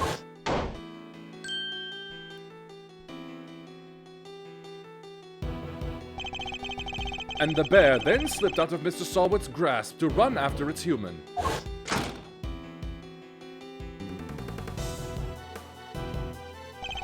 Mr. Sawwitt would have then left the workshop to pursue the bear, at which point he saw Mr. Canis' dog retrieving the murder weapon from Knight's body. It all fits perfectly, except for the security footage, which should have been recorded from around 9 a.m. However, the timestamp is 3 hours off. But why would the timestamp be wrong? Detective, I would like you to have the security camera examined. Right away, please.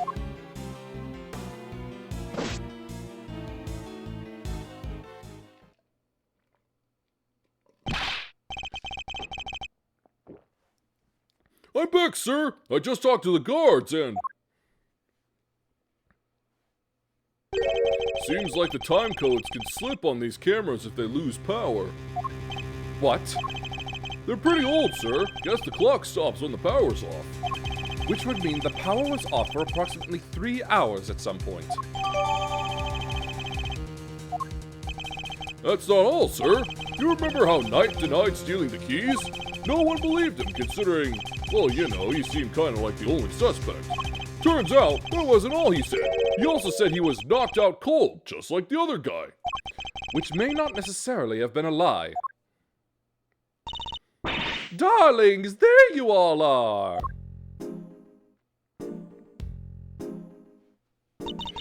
so goes the investigation. Is there anything I can do to help things along? Actually, there might be something we can do for you, Warden Lagarde. The escapee, Mr. Carcerato, I believe he may still be on the premises. He is disguised as a guard. Here's the proof, should you need it. We're reasonably certain that the person captured on this tape is our man. And if I am correct, he might even be right here in this room with us now.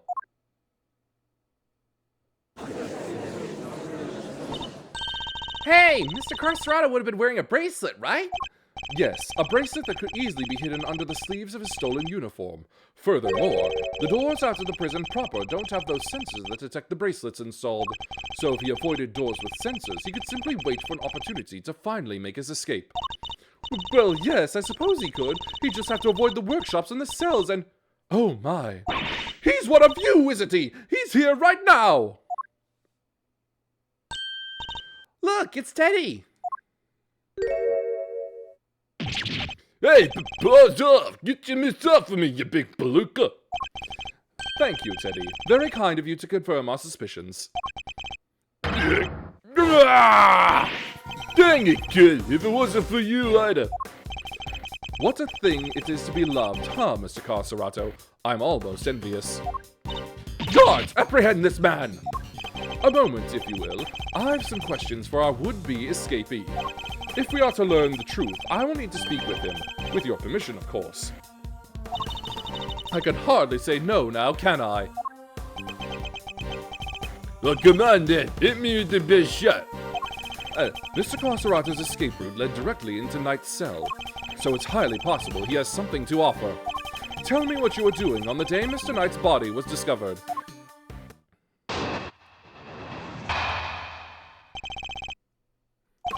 So it was you guys, huh? You're the ones who found my secret getaway tunnel. You know how long it took me to dig that freaking thing? I had me a guard uniform, a whole dog, and a plan in place. So I went for it on the day you found the guy. But then this little guy just had to come right after me. This sack of fur was covered in mud, too. He had to go back to our cell. I would have gotten away with it if somebody hadn't off night and brought you bums down here. Your claim to have dug that tunnel just now, how exactly did you do it? Oh, used everything I get my hands on, see? Hammers, spoons, you name it. Spent every dime I had on this cockamamie fixer. And what do I got to show for it now, huh? Do not be disheartened, friend. Tomorrow is another day. There's an outside chance Mr. Carcerato and Knight met face to face just before Knight's death. I should see what other details I can extract from him.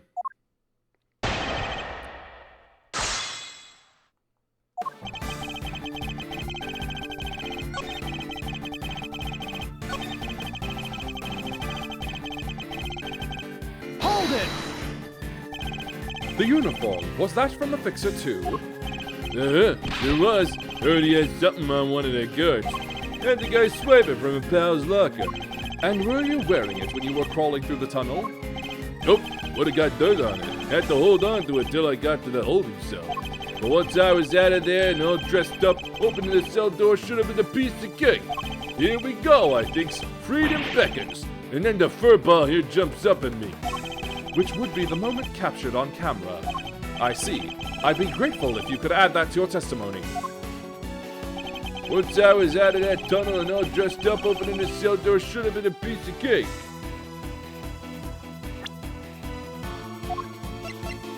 Objection!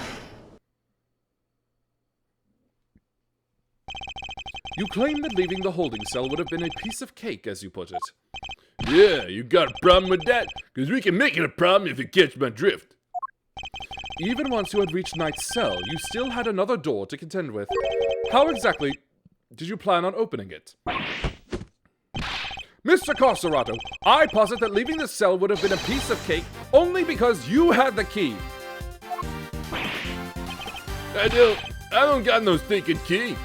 I didn't need one. It was a piece of cake because the door was open. I walked right out. Objection! Yes, I suppose Knight's cell was vacant by that point. There would have been no reason to lock it. And it was indeed unlocked when I went to examine it for myself. So perhaps when you finally succeeded today, it truly was unlocked because it was after the murder. But you had attempted to escape previously, Yeah, the security footage shows when you tried and failed because Teddy caught you. which was during the circus performance before the body was discovered. The holding cell was still locked at that time because no one knew that Knight had been killed yet. Therefore, you must have had the key to his cell on you. Without it, your escape would not have been possible. Are you saying, could he really have? I believe he could, yes.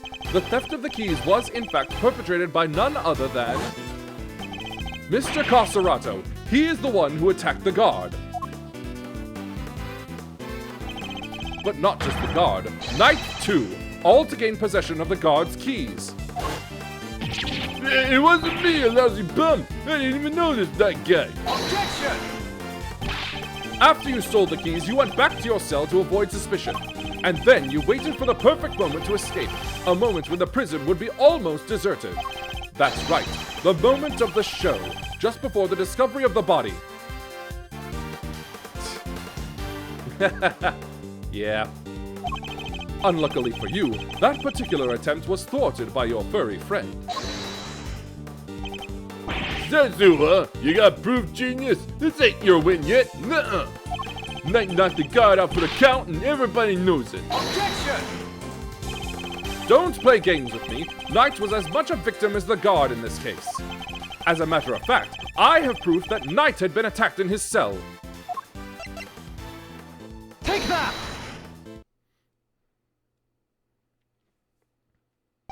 We found traces of Knight's blood on the cleanly wiped floor of his cell. What could possibly explain such a thing other than him having been attacked? And it was you who attacked him! You ambushed the both of them and stole the keys!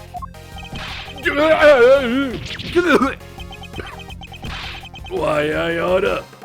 What's with you, huh? That newspaper wiped that blood up good. Ain't no way you should have found it.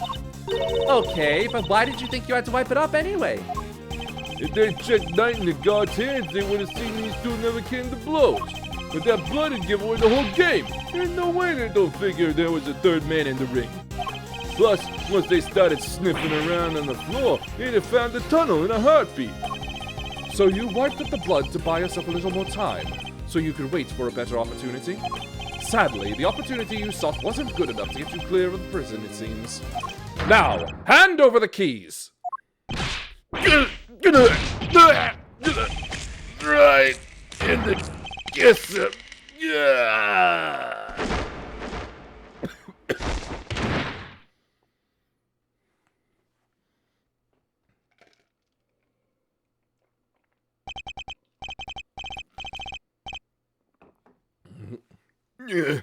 KO'd by a lousy, stinking bum. Fine, you want keys? Here, I'll help you choke on him. Overruled. Wait a moment! If Mr. Coserato here had the keys... Indeed, Your Honor. Your theory relies on Knight having used the keys he allegedly stole to escape his cell. That was the only way he would have been able to enter Mr. Saint's cage and be moved to the workshop. Unfortunately for you, we now know that that theory cannot possibly be true. No! Guess this changes things up a bit, yeah? Now, the only person who could have moved Knight's body is the one person who knew about that tunnel. No, you gotta be freaking... Mr. Coserato, you're under arrest. Come quietly now, pal. Hey, you got the wrong guy. I didn't do nothing. Alright, fine, I knocked those two chumps out, and they stole the keys. But after that, I went right back to my cell and waited for my moment. Next time I went to Knight's cell, there was nobody around. And I mean nobody. Plus, his body was found in the workshop. You think I just magicked my way in there or something? I couldn't even have gotten out of my cell. Indeed, you only have the key to Knight's cell. You couldn't have left your own cell back in the prison. But Mr. Canis's dog could. It was not you, but Helmut who moved the body from your cell to the workshop.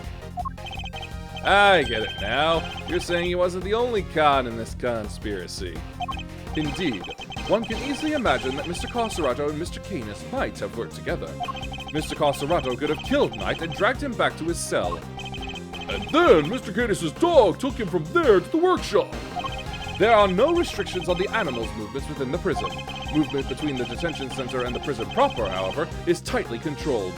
There was only one possible route, and only you could have taken advantage of it, Mr. Carcerato.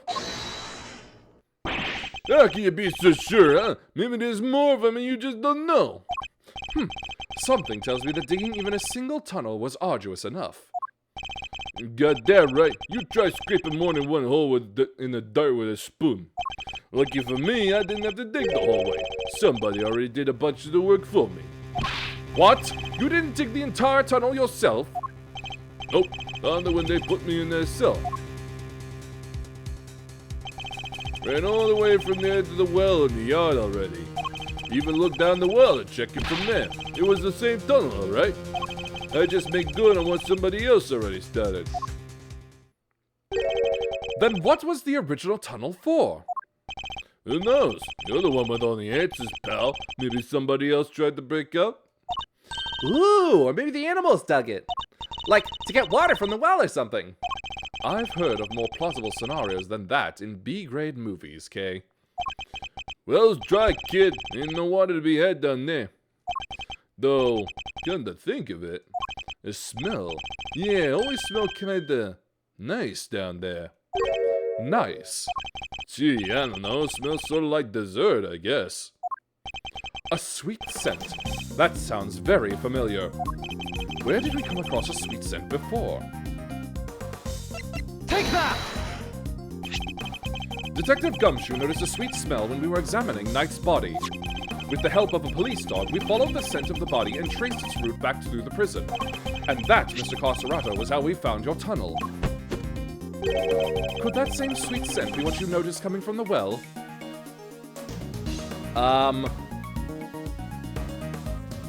Well, we caught a guy trying to escape by being a guard, but it was foiled by his bear. And we're basically winning the argument. Very clever, Mr. Edgeworth. You mean to suggest that this is evidence of the body having been moved through the tunnel? I do. Furthermore, Mr. Carcerato, you are the only person who could have done it. Nobody else had access. You have our thanks, Mr. Carcerato, truly. Finally the truth comes into view. Now, unburden yourself. It is time. Confess your role in this tragic incident. What? You ain't pinning this on me. I am glad to see that we are finally in agreement, Your Honor. Oh, if only we were, Mr. Edgeworth. Mr. Carcerato may have been an accomplice, but not of Mr. Canis. No, he was working with Mr. Knight. Hold it! What do you mean? I do not believe that he moved Mr. Knight's body. Instead, I believe that he lent Mr. Knight the use of the keys he stole. You gotta be kidding me! Granted, it seems likely that he attacked Mr. Knight, but that doesn't necessarily mean that Mr. Knight was knocked unconscious as a result. And what if he wasn't? What if he and Mr. Carcerato had reached a certain agreement? What kind of agreement exactly? Mr. Knight was plotting an escape for which he required a means of leaving his cell. And here was that precise means in the form of the keys Mr. Carcerato had just stolen from the guard. Mr. Carcerato himself would need to pass through Mr. Knight's cell in order to effect his own escape. Mr. Knight needed only to shout and alert the guards, and Mr. Carcerato's plans would be ruined. And so, the two struck a deal. Lady, the only striking I do is with my fist. My, still you deny it? So, we're agreeing that we still disagree? Mr. Knight had Mr. Carcerato unlock his cell so that when Mr. Saint arrived, he could escape into the cage. Mr. Saint was then able to move him into the prison proper, just as planned.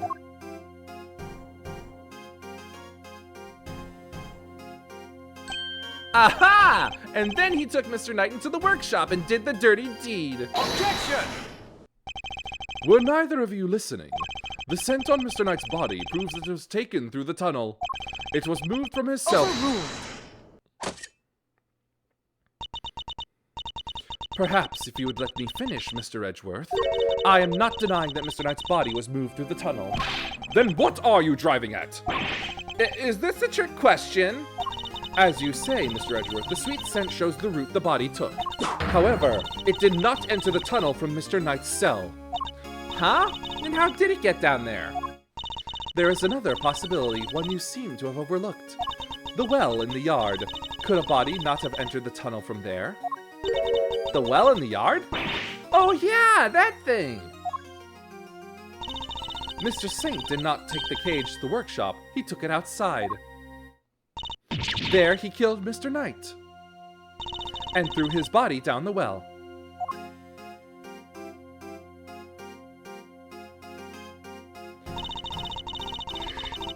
Mr. Canis's dog then dragged Mr. Knight's body here to his owner's cell from the bottom of the well.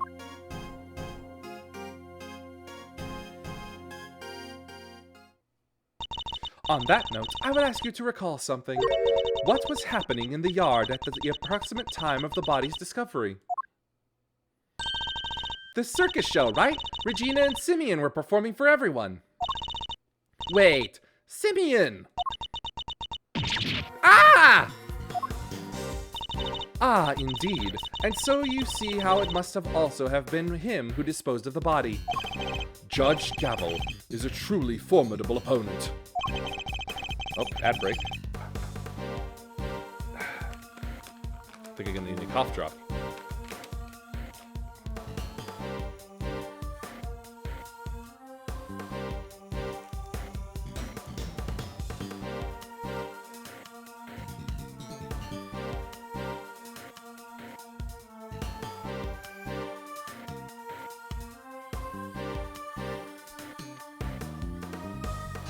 She so effortlessly adjusted her theory to fit the facts.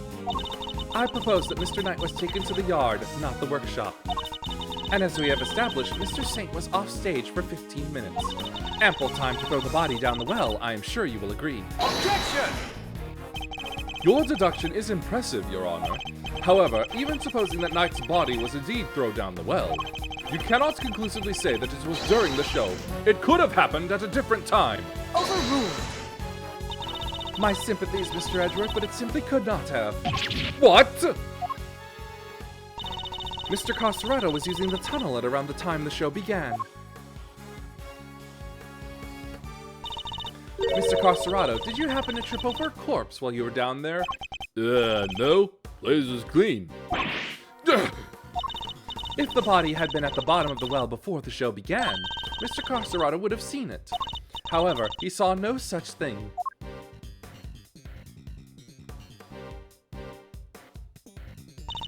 Which makes it somewhat difficult to support your theory.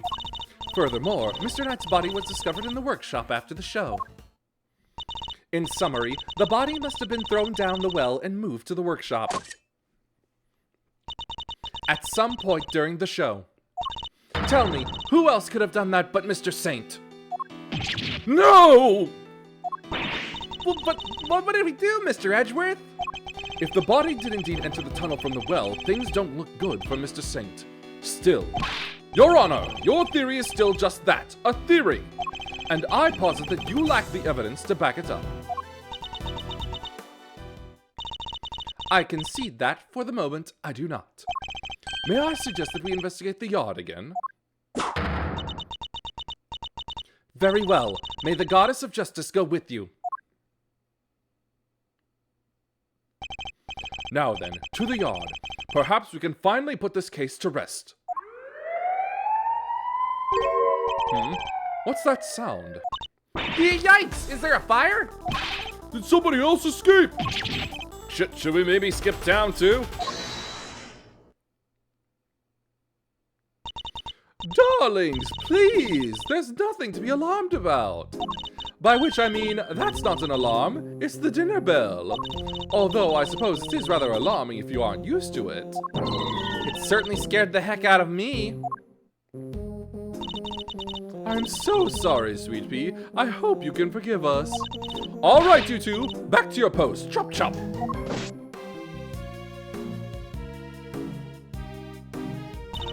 And as for you, Rocco Carcerato, it's time you went back to your room.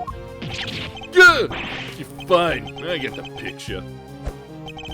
Come on, Teddy, we're out of here. Warden Lagarde, we'd like to take one more look around the yard now. Oh, darlings, don't you have homes of your own to go to? Visiting hours are over, I'm afraid. Tomorrow, No! It's imperative that we investigate it right away! Wake up to tactical nukes. Turn the key. I think we've had quite enough excitement for one day, don't you? Murderers, escapees, so eventful. It's time our guest went home to Betty Buys, isn't it? Yes, yes it is. Come on now, darling. Don't make me bore you with all that I am the warden, this is an order nonsense. Warden Lagarde is right. Her word is law here, and we must respect her wishes. Mr. Edgeworth, your investigation of the yard will have to wait until tomorrow. You may keep your badge for now. The matter of your standing can wait. I bid you all good day.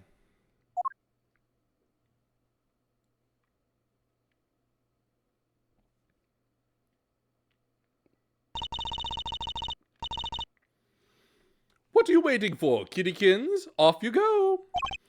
Fine. At least there is a tomorrow for me. Judge Gavel believes that Knight's body was dropped down the well and then taken through Mr. Carcerato's cell to the workshop. But is that truly the case? Do the facts really support her theory? She also seems to believe Mr. Saint to be the one to move the body. But was he really the only one with the opportunity to do so? Come on, Mr. Edgeworth. Tomorrow's another day.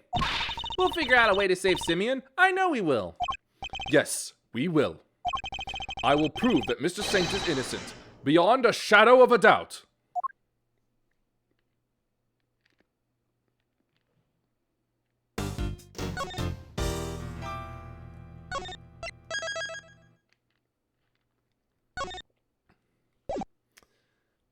I'm good to keep going.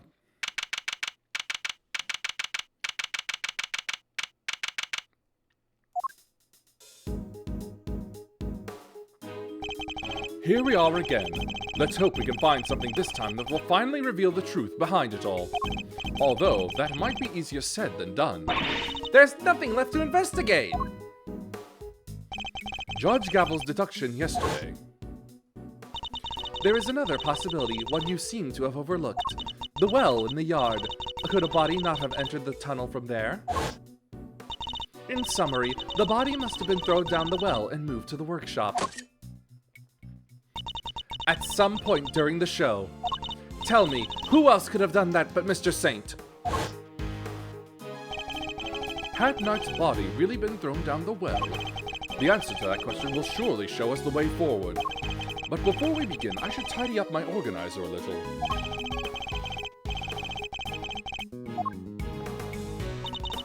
Let's see here. Huh, there's a cover on it. A dried up well slap bang in the middle of a prison? Figures it'd be locked. Well, luckily, I'm Master Lockpicker. Want me to do my stuff? I think not. We'll do this investigation by the book. Come on, don't be such a stick in the mud. Whoa! What is it, Kay? The lock's broken, and from the looks of it, it's been broken for a long time. If that's the case, then anyone could have thrown Knight's body down the well. Judge Gavel's theory was that Mr. Saint carried out the murder here in the yard, and then, during the performance, he threw the body down the well. What are you thinking, Mazzarino? Plausible or no? Oh, why don't we see if Missile can help us out again? He'll be able to tell us if Mr. Knight's body was here and which way it went. Good idea. I'll call Detective Gumshoe.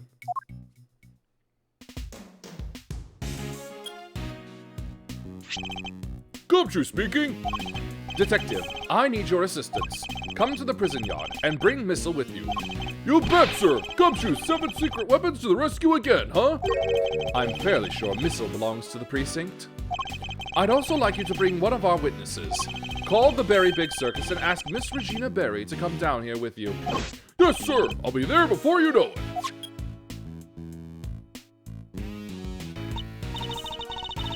So, what shall we do while we're waiting for Gummy? How about a quick game of hide and go seek? Fun idea, kiddo, but where exactly would we hide? He's not seriously considering it. Your game can wait, Kay. We need to call on one of your more practical skills. I think you know the one. Oh, you bet I do. One crime scene recreation coming right up. Say what now? Let me show you. Introducing a great thief's great secret weapon, Little Thief.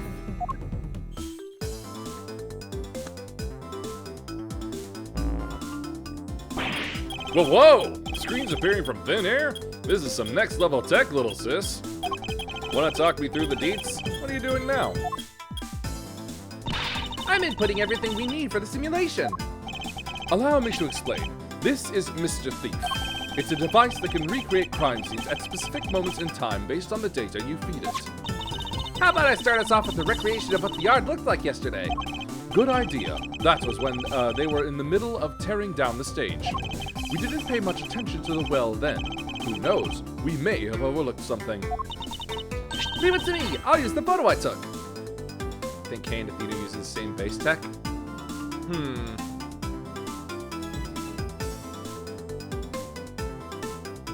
No, not exactly. They do widget.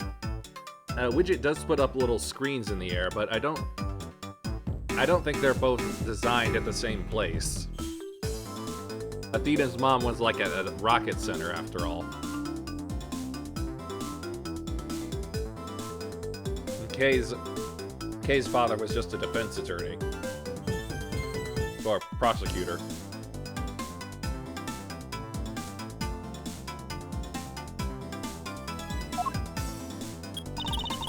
Beepity beep boop beep. That's all the data. Just gotta pump the projection power to max and... Dark skies of evening, when no other bird dares take wing. One alone remains all-seeing. Yeah, projections and simulations. Yeah, but they're also from... It's also very different from how they work. Like, it's not just Widget. Athena also has that glove of hers. There's to interact with it. Now witness the true power of a real modern-day Robin Hood.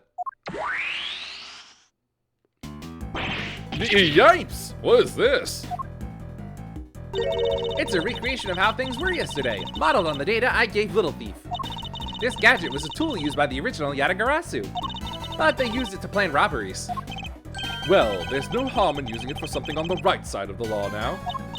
Oh, but keep in mind that it can only recreate what you tell it to. It can't simulate things it doesn't have data for, and if the data itself contains mistakes, then you'll wind up with those same mistakes in the recreation too. But this particular recreation is based on Kay's photo, so we shouldn't run into any problems. That's enough preamble. Shall we get started?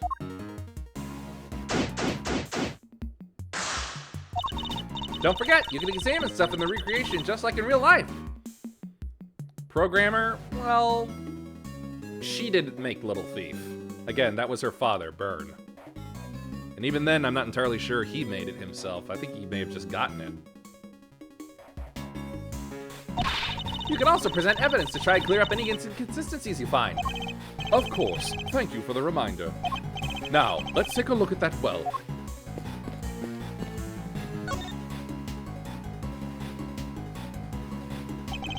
We should examine this area carefully. It may just hold the clue we need. It's a metal weight of some kind. It looks like it weighs... The projection makes it a little tricky to read. Do you remember how heavy it was, Kay? Sure, it was 30 pounds. What does anyone need such a heavy weight for anyway? It doesn't seem related to the circus show at any rate. What are a bunch of pulleys doing here? They don't seem to be well pulleys for lifting buckets.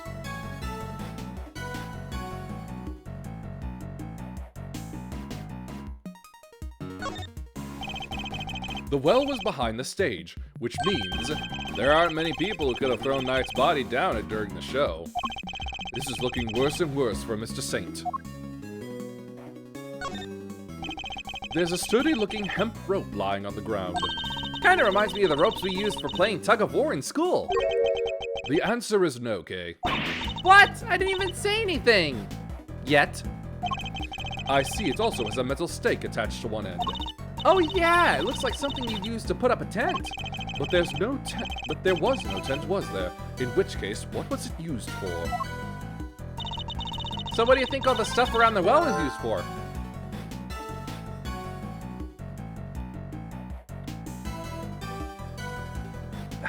Sorry, that's the end of the cough drop.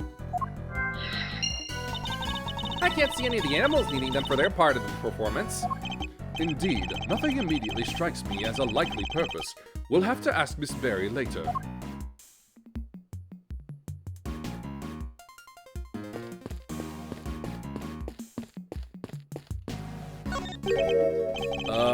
What was the name of our trunk-happy friend again? Isaiah the Asian elephant. Of course, how could I forget? Not exactly inspired, though, is it? Was Miss Berry having an off day when she came up with it? Oh my gosh, Mr. Edgeworth, not in front of the poor elephant herself! I suspect that's about all there is to find for now. Detective Gumshoe should be here soon, too. Kay, you can power down Mr. Thief now. Sure thing! Prepare to return to normality.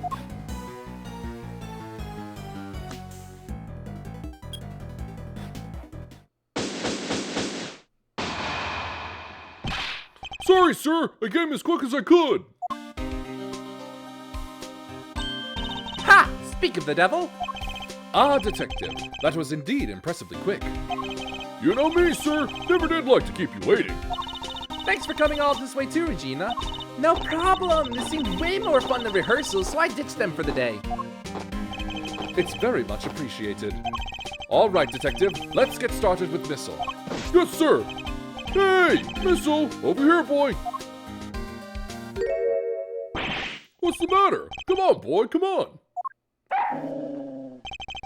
What's wrong with him? Looks like he's scared of something, sir. Eek! Alligator! Guess he's not a fan, sir. Well, I doubt he'll be of much help to us like this. Any other bright ideas, Miles Areno? Yes, actually. Miss Berry, would you mind lending us a hand? Oh, I'd love to! Just tell me what you need. Do you want me to teach Allie some tricks? I don't doubt she could do it, but nothing quite like that. I'd simply like an account of what the yard looked like during the show. I like where this is going. You're thinking of using Little Thief again, am I right? If you'd be so kind.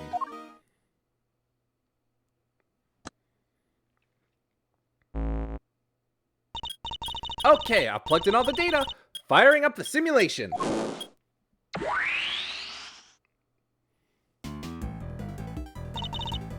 Here you go. This is what the yard was like during the show.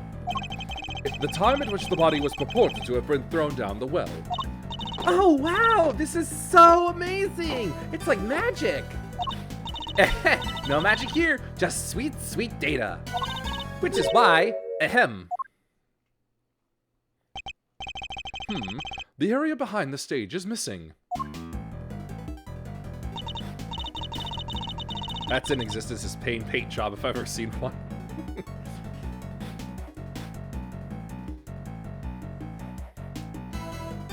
Yeah, but it could be worse. He could have not downloaded source like the background objects. Yeah, Regina said she wasn't involved in getting the stage set up, so we don't have any data on what it was like back there. No data, no simulation, huh? Brutal. I'm so sorry, you guys. It's all because I let Simeon do everything by himself. We just want to do something real quick.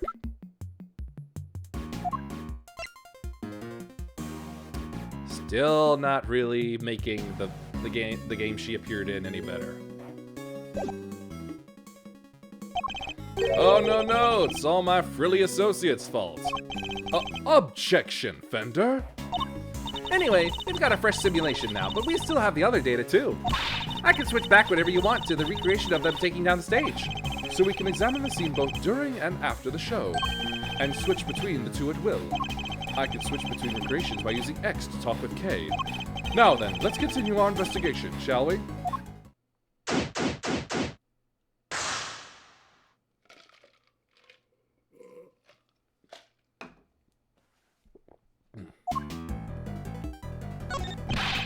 Don't say a word, sir. I know just what you're looking for. It's written all over your face. It is. Missile may be temporarily out of action, but my fishing rod is good to go whenever you need it. Oh, and if you want to give the metal detector a shot, I have that too. I've never seen him so excited. I'll be sure to let you know if I need either of them, Detective.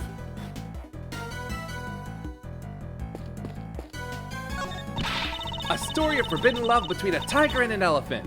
Wish I could have seen it. Wish I could have seen Simeon up there on that stage too. Oh, he was wonderful! The way he flew off that stage. Ah, yes, that scene. This victory is depicted in a very unique manner, whereby the villain is sent flying from the stage. Having been ejected from the stage in this manner, the villain no longer appears in the performance. And you're saying the crime took place during that time? Roughly how long would you say Mr. Saint was off stage for, Miss Berry? Let's see. I guess it was around 15 minutes? Just as Judge Gavel said. Isn't it pretty hairy, health and safety-wise, having an elephant fling a guy off the stage? Not at all! Isaiah's very gentle. I'm not sure it changes much if she flings him gently or roughly. Too gentle, in fact. When we first rehearsed it, she barely nudged him. But by the end, he was flying off that stage. Not because of Isaiah, though. Simeon had figured out some kind of trick, apparently. Isn't that amazing? A trick? Do you have any idea what kind of trick? Who, me? Oh, no, it was Simeon's big thing. I wouldn't know where to start.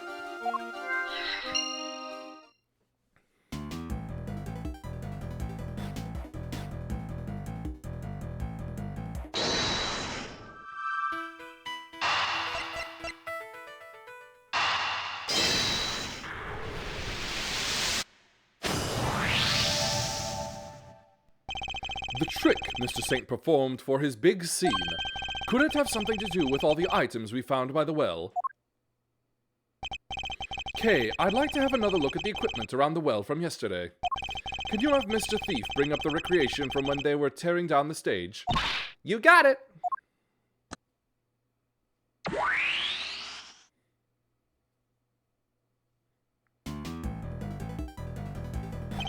Taking another look at these items, could they not have been used for this trick of Mr. Saint's? Sounds plausible enough. Hey, I can maybe add it to the simulation. Good idea. Please go and ask Mr. Saint for the details. Roger that. I'll be right back.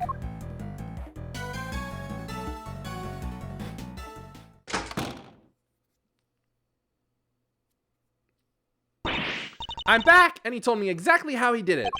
Excellent. Well, how does it work? He said he used the pulley at the top of the well to suspend a heavy weight from a rope, and lowered that down into the well. The other end of the rope went through 2 more pulleys, and was tied around his body. I see. So he used the downward pull of the weight to help him launch himself into the air. But how did he make sure the weight only dropped when he wanted it to? He used a stake to stop it. That's how. Miss Berry didn't seem to know anything about the trick or the contraption he built for it. In which case, I suppose it must have been Mr. Saint himself who pulled out the stake. That's right, and to do that, he used a second length of rope.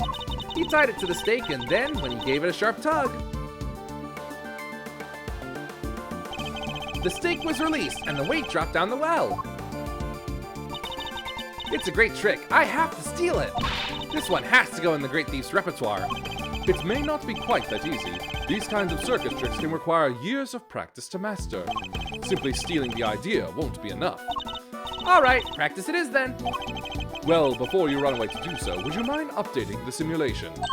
Oh, right. Then we can see how it all worked for ourselves. Okay, I'm switching back to the recreation of the performance.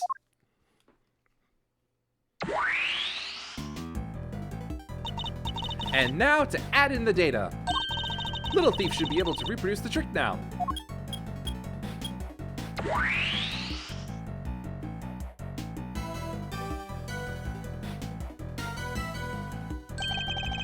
So this is how Mr. Saint performed his trick.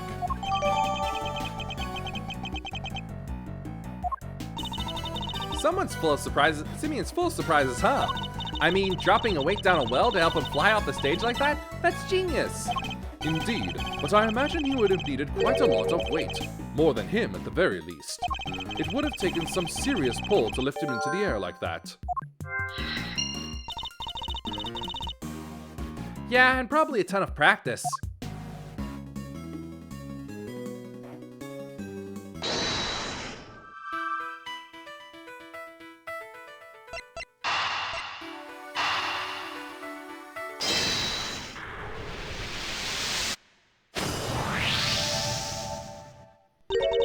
Wait, doesn't that seem odd to you? No? You haven't noticed, Detective. There's something strange about the weight we found. The one weight on its own wouldn't be heavy enough. A single 30-pound weight couldn't have lifted Mr. Saint off the ground. Oh yeah! In which case, could there perhaps be some weights missing? Sounds like a job for my 7 secret weapons, sir! Should the need to use them arise, I suppose I should speak with him then.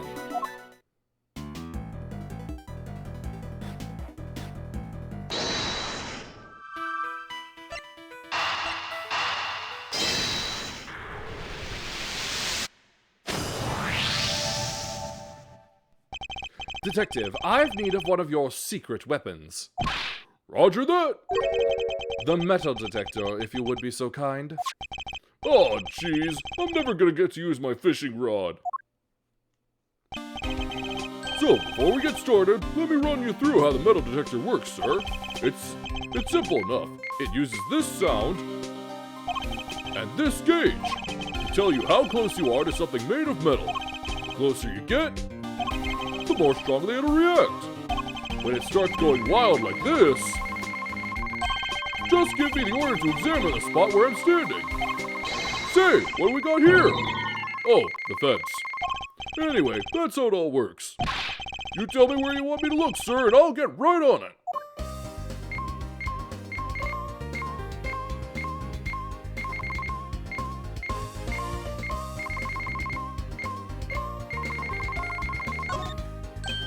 Sir, I'm picking up something over here. Let's take a little look-see. Huh? Found these little guys in the grass. They're the same as the weight we found by the well. They must be from Mr. Saint's trick. Did someone hide these here on purpose? I count 4 altogether, sir. They would be more than heavy enough to send him flying. So somebody hid several of the same weights as the one by the well. But why? And why over here? Yes, nice work, me. Yee! Ah, alligator! That thing nearly gave me a heart attack. Huh? What's the matter, detective? It's the metal detector, sir. It's, reacting to the alligator. What? How? You're sure it's not responding to the weights we just found? No, sir. I'm sure this is something different, and I'm sure it's coming from the alligator. And she's gone. Who's been littering? The murderer. Ha! We scared that big snapper good! I don't think that's it, Kay. Huh? Then what is it? Allie hasn't been herself lately. That's the name. Allie, the warden's favorite pet. She wouldn't even look at the food Warden Lagarde brought her yesterday. She was acting as if, I don't know, as if maybe she'd eaten something that didn't agree with her. Maybe the metal detector was responding to whatever she ate, sir. Oh no! What if she ate one of the weights? I highly doubt that even an alligator could swallow a 30-pound lump of iron. So what did the metal detector actually pick up? And why would someone hide those weights? Perhaps I missed something when I looked at the equipment by the well. Kay, could you recreate this scene again? Coming right up!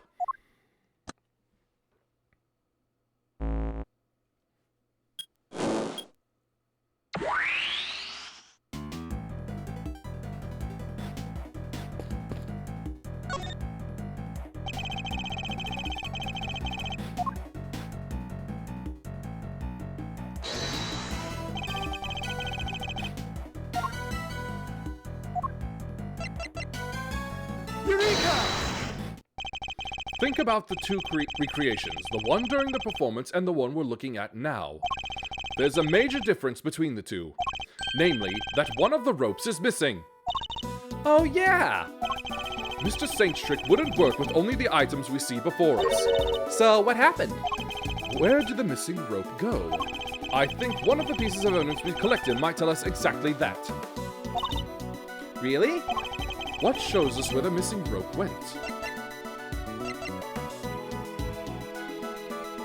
Take that! This rope was found beside Knight's body. Wait, you mean... Yes, it must have been the other rope used in Mr. Saint's trick. So you're saying... Yes, that this rope did indeed have a weight attached to it. But it wasn't any of the iron weights we found. Those were hidden in the bushes and replaced with something else. What was it, Mr. Edgeworth? Come on, I'm dying here! Think about what the rope we found in the workshop was related to. Do that and you'll soon figure out the answer. The weight dropped down the well in place of the iron weights was... Take that! It could only have been Knight's body that was dropped down the well. What? Mr. Knight's body was the weight? Yes, somebody first swapped out the weights used for Mr. Saint's trick.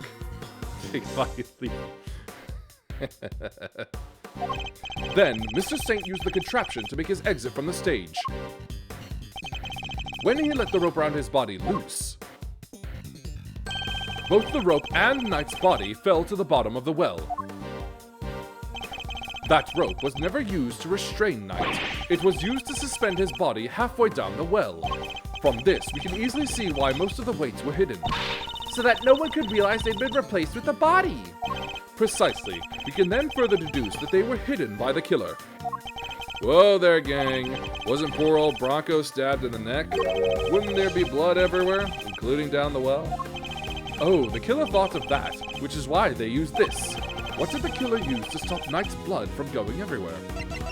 Take that! This top was found with the body. I think it's likely that Knight's corpse was wrapped in it. Ooh, another piece of the puzzle falls into place. It's all coming together now. Love it. But all we're doing is proving that the body did go down the well, which means we're helping to prove that Simeon was the killer. No, not quite. But what about what Judge Gavel said yesterday? Ah, but if Mr. Saint truly is the killer, why would he need to go to such lengths to commit his crime? That's true. Knight's body fell down the well when Mr. Saint used his contraption during the show. Therefore, it reveals nothing about where the real killer actually was or what they were doing at the time. It's only designed to throw suspicion onto those who were not at the show. Yeah, I guess we did suspect Mr. Canis right away, huh? That was the killer's goal, to make us think that the crime took place during the show. In other words, they used the well contraption to construct an alibi. Miss Berry, when exactly did Mr. Saint put his contraption together? It would have been the day before the show. The night before, actually. Yes, we started getting ready for the show at around 9 p.m. And I think we finished at around midnight? In which case, the killer must have switched the weights out for the body after that point.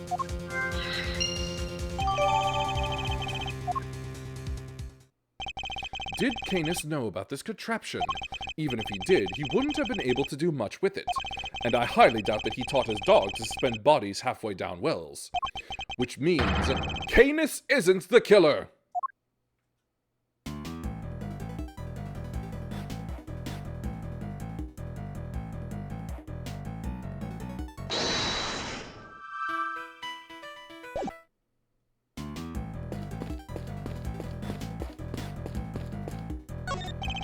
A wicker basket, or rather a cart given the wheels.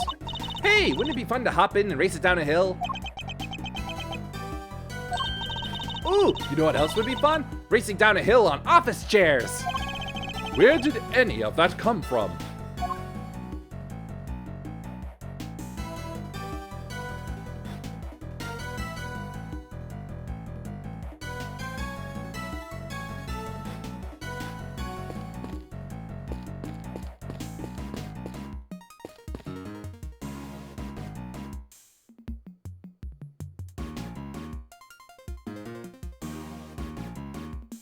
Sorry, I've missed a step and I need to find where I've missed.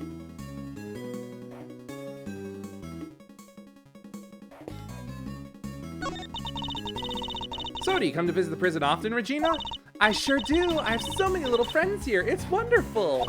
And they're all such sweeties, the old faces and the new. I made a new friend only yesterday. Allie is just the cutest. Cute? That full-grown alligator lurking in the depths of the pond. Are you sure about that? Can't help worrying you could just walk up and then chomp, you know? Oh, don't be silly. She'd never do anything like that. Especially since she's not doing great. I heard she hasn't been herself since yesterday. I'm so worried about her. You guys are worried too, right? Right? Yeah, totally. Super worried. Right, Mr. Edgeworth? Yes, super. Don't rope me into this.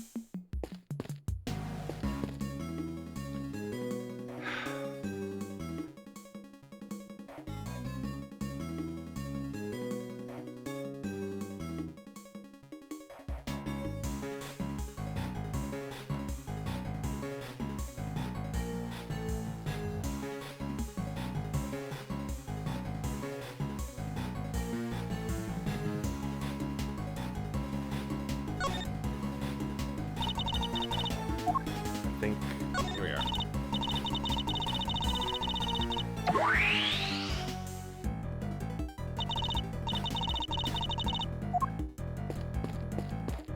There we go.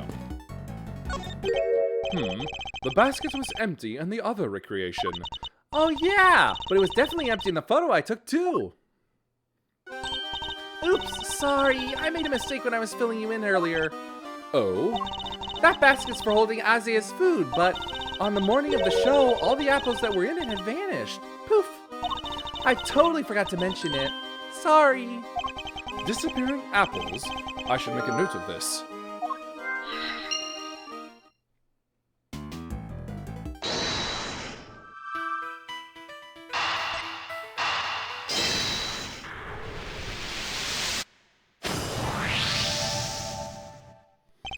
The apples in the basket were likely eaten by Azia. Really? That's strange. I made sure to put the cart where her trunk couldn't reach them. Are you sure about that? Oh yes, it was still full of apples the night before the show. Then we must consider the possibility that the cart was moved to somewhere within Azia's reach. A large basket full of apples couldn't have been moved by the wind, which likely means somebody moved it for a reason. So before the show had even started, the cart had been moved and its apples eaten. Yes, that seems to be the most probable timeline. Let's update the recreation, Kay. Will do. I'll add that into the simulation of the performance then. Updating based on what Regina told us now.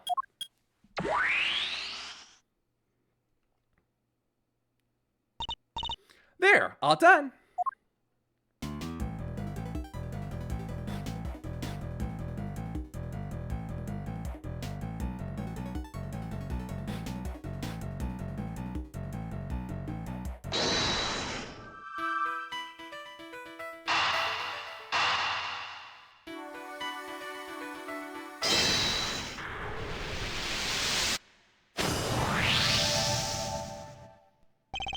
The basket was moved the night before the circus performance, and we've deduced that the weights were switched out for the body at around the same time.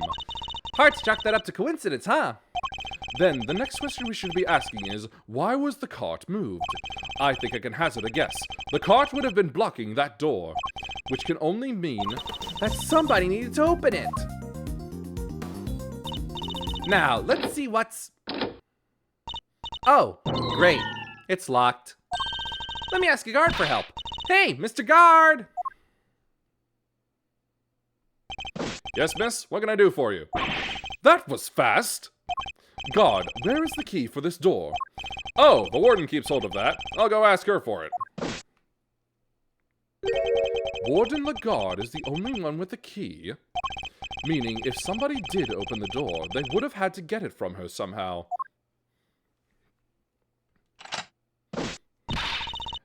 Thanks for the help.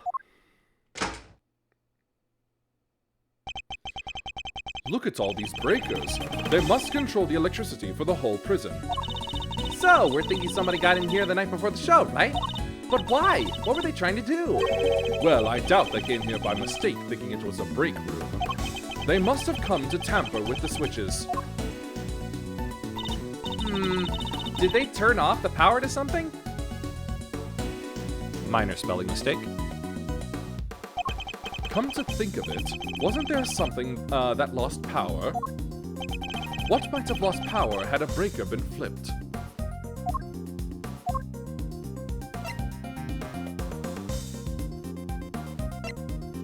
Take that! There was a 3-hour gap in the security camera footage. Oh yeah, there was! So somebody flipped the breaker it was connected to? It seems very likely. Do you think it was the killer? It's true that shutting off the cameras would have made things easier for them. It would! Which means the killer would have had to be someone who had access to the breakers. And it seems only one person has the key. It couldn't be, could it?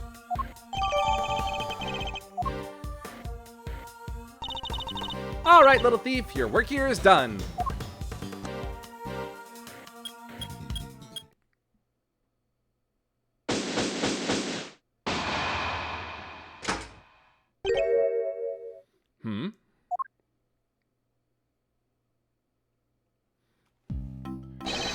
First on the scene, the early bird wins the worm.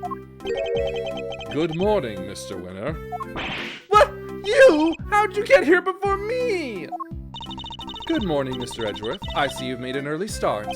And I see you've made a late one, Judge Gavel. This is not my only case. I am a very busy woman. Not all of us enjoy the freedom of a prosecutor relieved of his only current responsibility.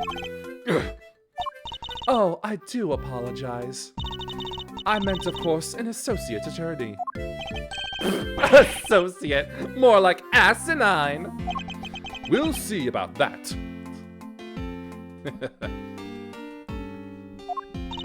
Eustace, let us begin the investigation of the yard.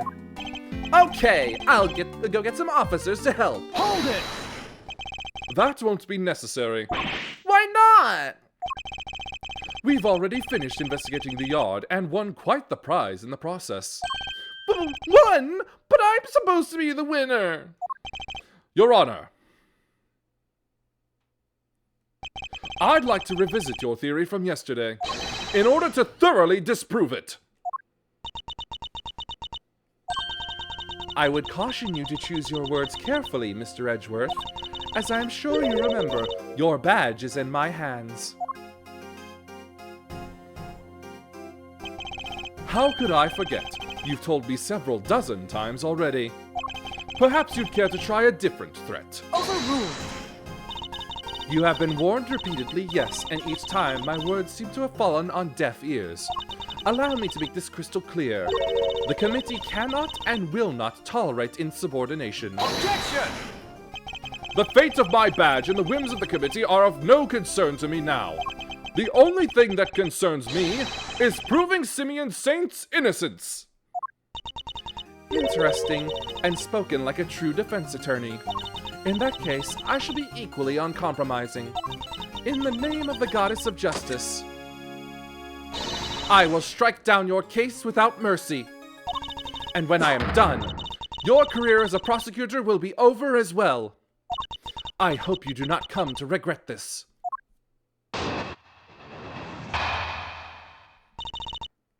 My theory remains the same as when I related it to you yesterday. Mr. Carcerado did not see Mr. Knight's body when he passed through the tunnel. As such, the body could only have been dropped down the well during the show. We both know the only one who could have dropped the body down there during the show is Mr. Saint. Slam that thing on Gumshoe's foot eventually. Ouch. That's still your assertion, and you can prove it, of course. Of course she can! Who do you think you're up against? What Eustace means to say is that we received the final autopsy report just ahead of our arrival. She really is a very busy woman, busy looking after baby Winner. The victim appears to have died the night before the body was discovered. In other words, the night before the show. The cause of death is as stated. It seems the wound is 4 inches deep. Simeon Saint was off stage for a period of 15 minutes. That was plenty of time for him to throw the victim's body down the well. Judge Gavel hasn't investigated the yard yet, which means... I fear there may be something of a flaw in your theory, Your Honor. You seem very confident of that. But do you have any evidence to prove it? Yes, I think I just might.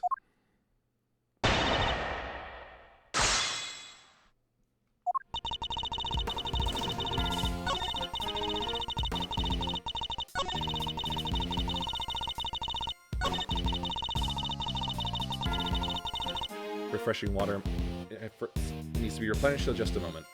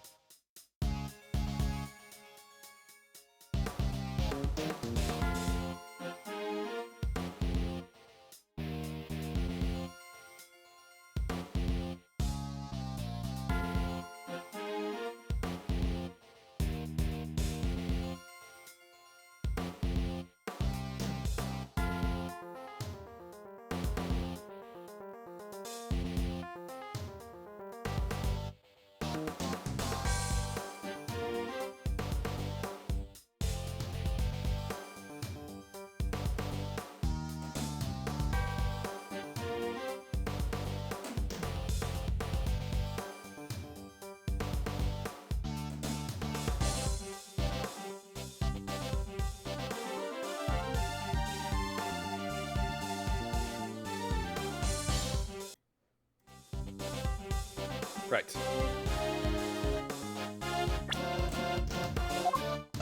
Objection!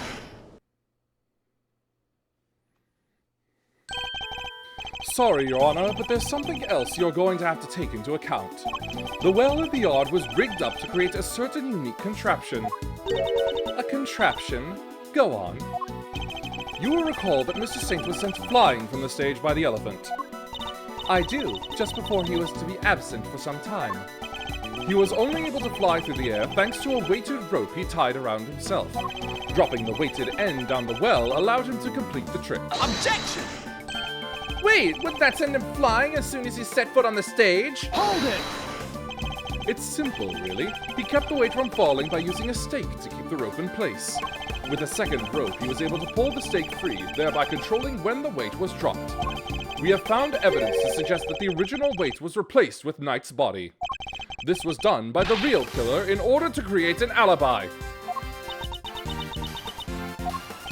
The estimated time of death tells us that the murder took place early in the morning. The killer could have tampered with the contraption in the time between the murder and the show. Objection! You're saying Mr. Saint himself set this contraption up, right? Well then, who do you think is the #1 most likely person to have used it to dispose of a body, Even you must see how this looks. Objection! If Mr. Saint was the killer, he could have simply done as Judge Gavel theorized without these extra steps.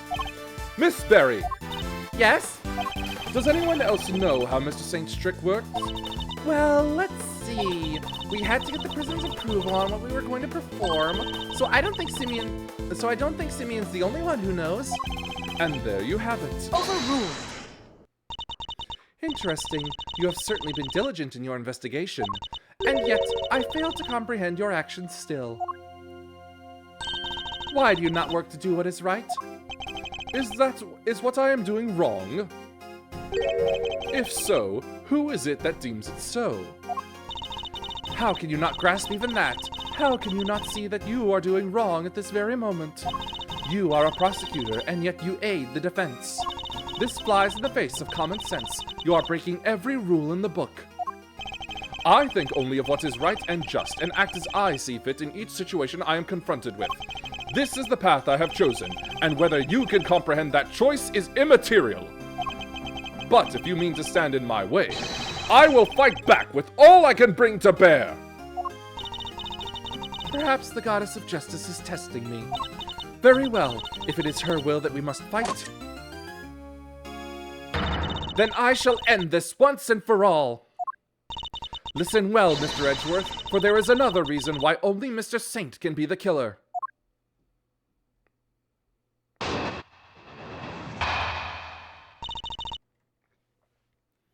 If the body was moved from the yard to the workshop, then Mr. Knight must have first been brought here to the yard from his cell.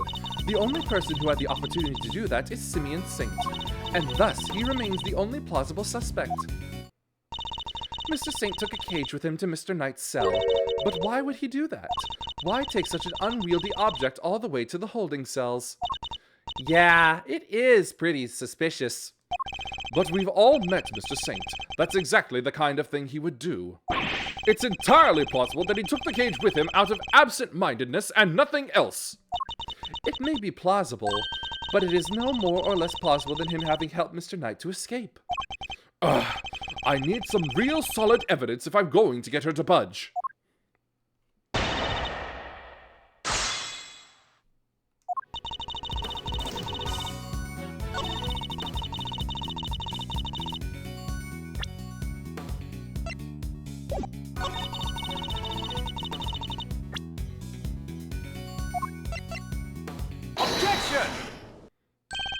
Mr. Saint is far from the only one who had the opportunity.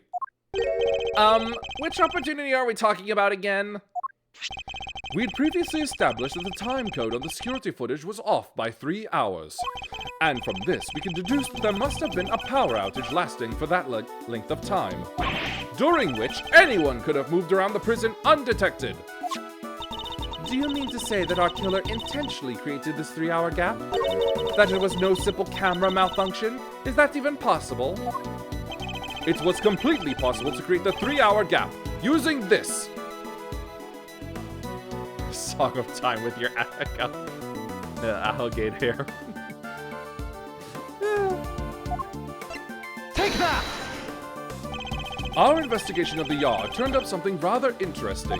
A panel of breakers, one of which can be used to cut the power to the security cameras. We also learned that the door to the power room may have been opened at around the time of the murder. What?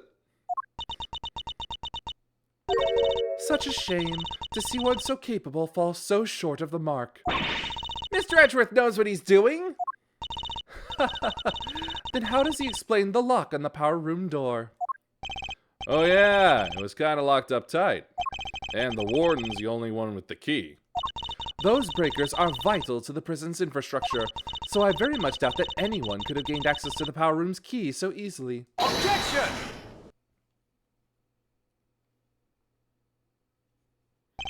No, but one person could have.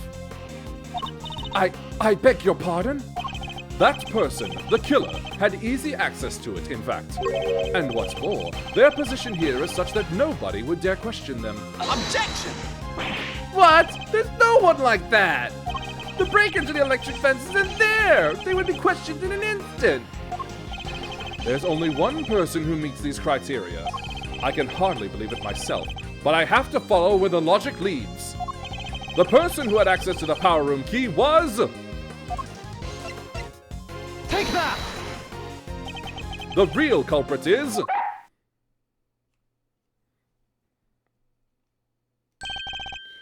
Warden Lagarde. Oh, just look at you! Aren't you the cutest little poochie woo? He's not just a pretty face. Missile also has quite the nose for sweet things. It seems he's smelling something very sweet indeed. And it's coming from you. Oh, darling, you're making me blush. I'm not even wearing perfume. Then perhaps it is the sweet stench of death. You're a regular poet, aren't you? I had no idea. But if I didn't know better, I'd almost think you were calling moi the killer. That is precisely what I'm calling you. But what? Warden Lagarde is the killer? Mr. Edgeworth, do you realize what you're saying?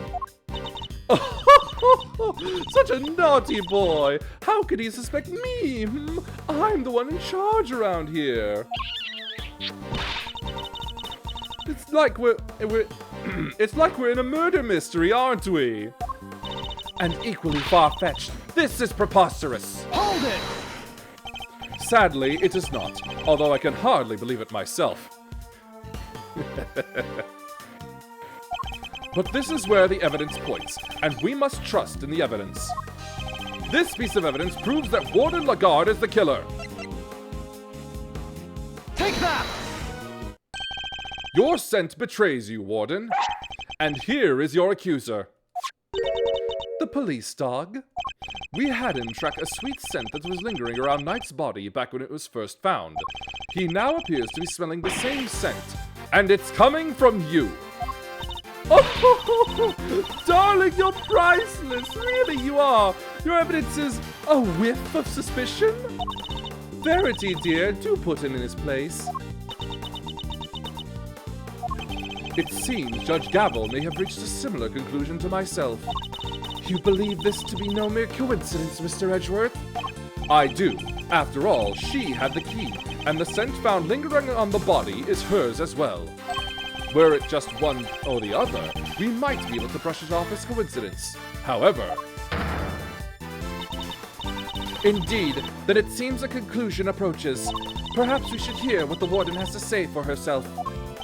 We should, and when we have, this case will finally be at an end. You're all being simply awful. Stop looking at me like that. Me, the killer? How could I possibly do such a thing?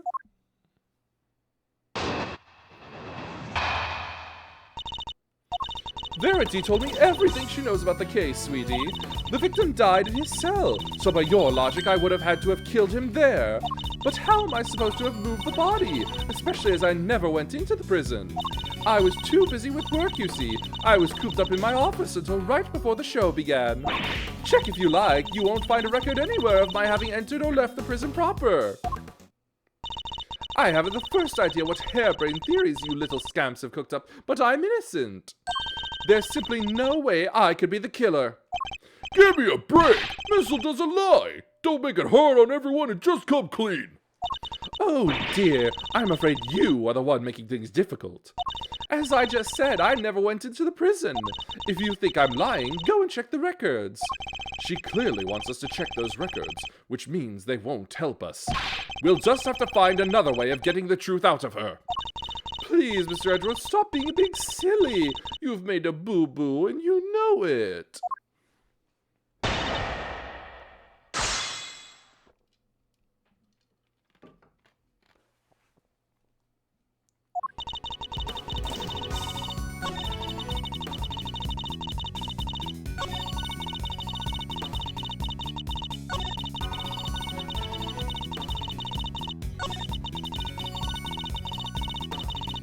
Hold it! Sure, maybe you didn't go through the main entrance to the prison, but what if you took another route?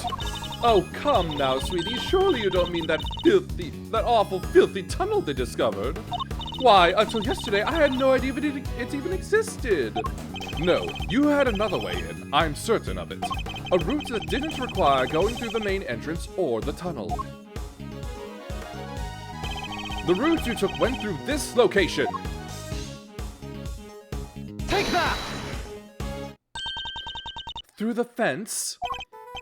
Warden, you took Knight from his cell and brought him to your office, which just happens to be connected to the yard. If you had a way through the fence, then you would have been able to circumvent both the entrance and the tunnel. A gold star for creativity, darling. And how would I have gotten through the fence, The extremely high fence, topped with razor wire, with thousands of volts of electricity going through it. Yeah, how's she supposed to have gotten through that, The fence's electricity supply can be cut off from the power room. And only you have the key, Warden. No one but you could have done it.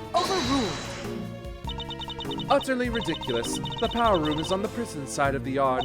Warden Lagarde was on the detention center side. How would she have even reached the power room? Exactly, Verity, darling. Well, clever puss, you've dug yourself a real hole now. If there is no record of Warden Lagarde having entered the prison proper, then the idea that she could have shut off the fence by using the breaker is out of the question. 2 bots in a day. Go die. Oh, but there must be some way she could have done it. Take a deep breath, big guy. Lose your cool and you've lost everything. But if I don't find a solution, she might still wriggle out of this. Hey, I said take a deep breath, not freak out and completely lose your cool. There's nothing to be gained by banging your head against the same wall, yeah? No matter how you look at it, Warden Lagarde couldn't have done it alone. Mr. Edgeworth, if you cannot find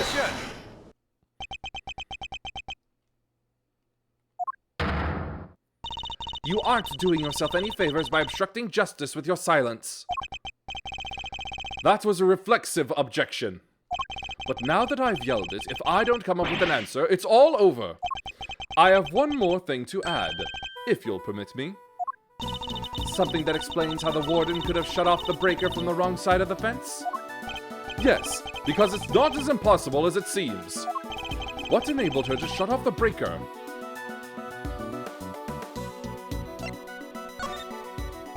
She couldn't have done it alone, but what if she wasn't alone? Ooh, now we're talking. Way to flex the old gray matter, kiddo. At break.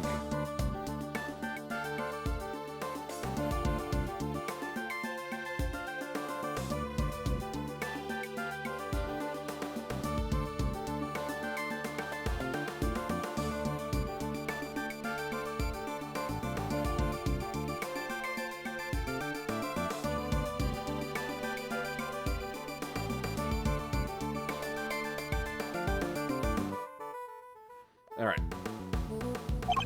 I believe that Warden Lagarde had an accomplice. Overruled. Enough. You disappoint me, Mr. Edgeworth. What do you mean? Mr. Edgeworth has said nothing wrong. Yep, another bot. The inmates of this prison are all issued with security bracelets. The ones that raise the alarm if people go where they're not supposed to. Ah! I see that you have realized your error, and we are, of course, within the prison grounds, where not only are the bracelets worn, but even the guards surveil each other for signs of wrongdoing. And despite all that, no one noticed Mr. Carcerato's escape. The only ones who are free to roam are the animals, and they most certainly could not have operated the breaker. No, so our accomplice must be human. Overruled. Then who did it, given that it cannot have been a prisoner or a guard? Objection! I wouldn't be so quick to rule out either, Your Honor. The fact is, there is one person, someone whose movements weren't restricted. And I have just the evidence to show who that free-roaming person was. Take that! This is one of the prisoner's bracelets. Indeed, a broken bracelet belonging to a certain self-proclaimed model prisoner. What do you mean? And who is this person?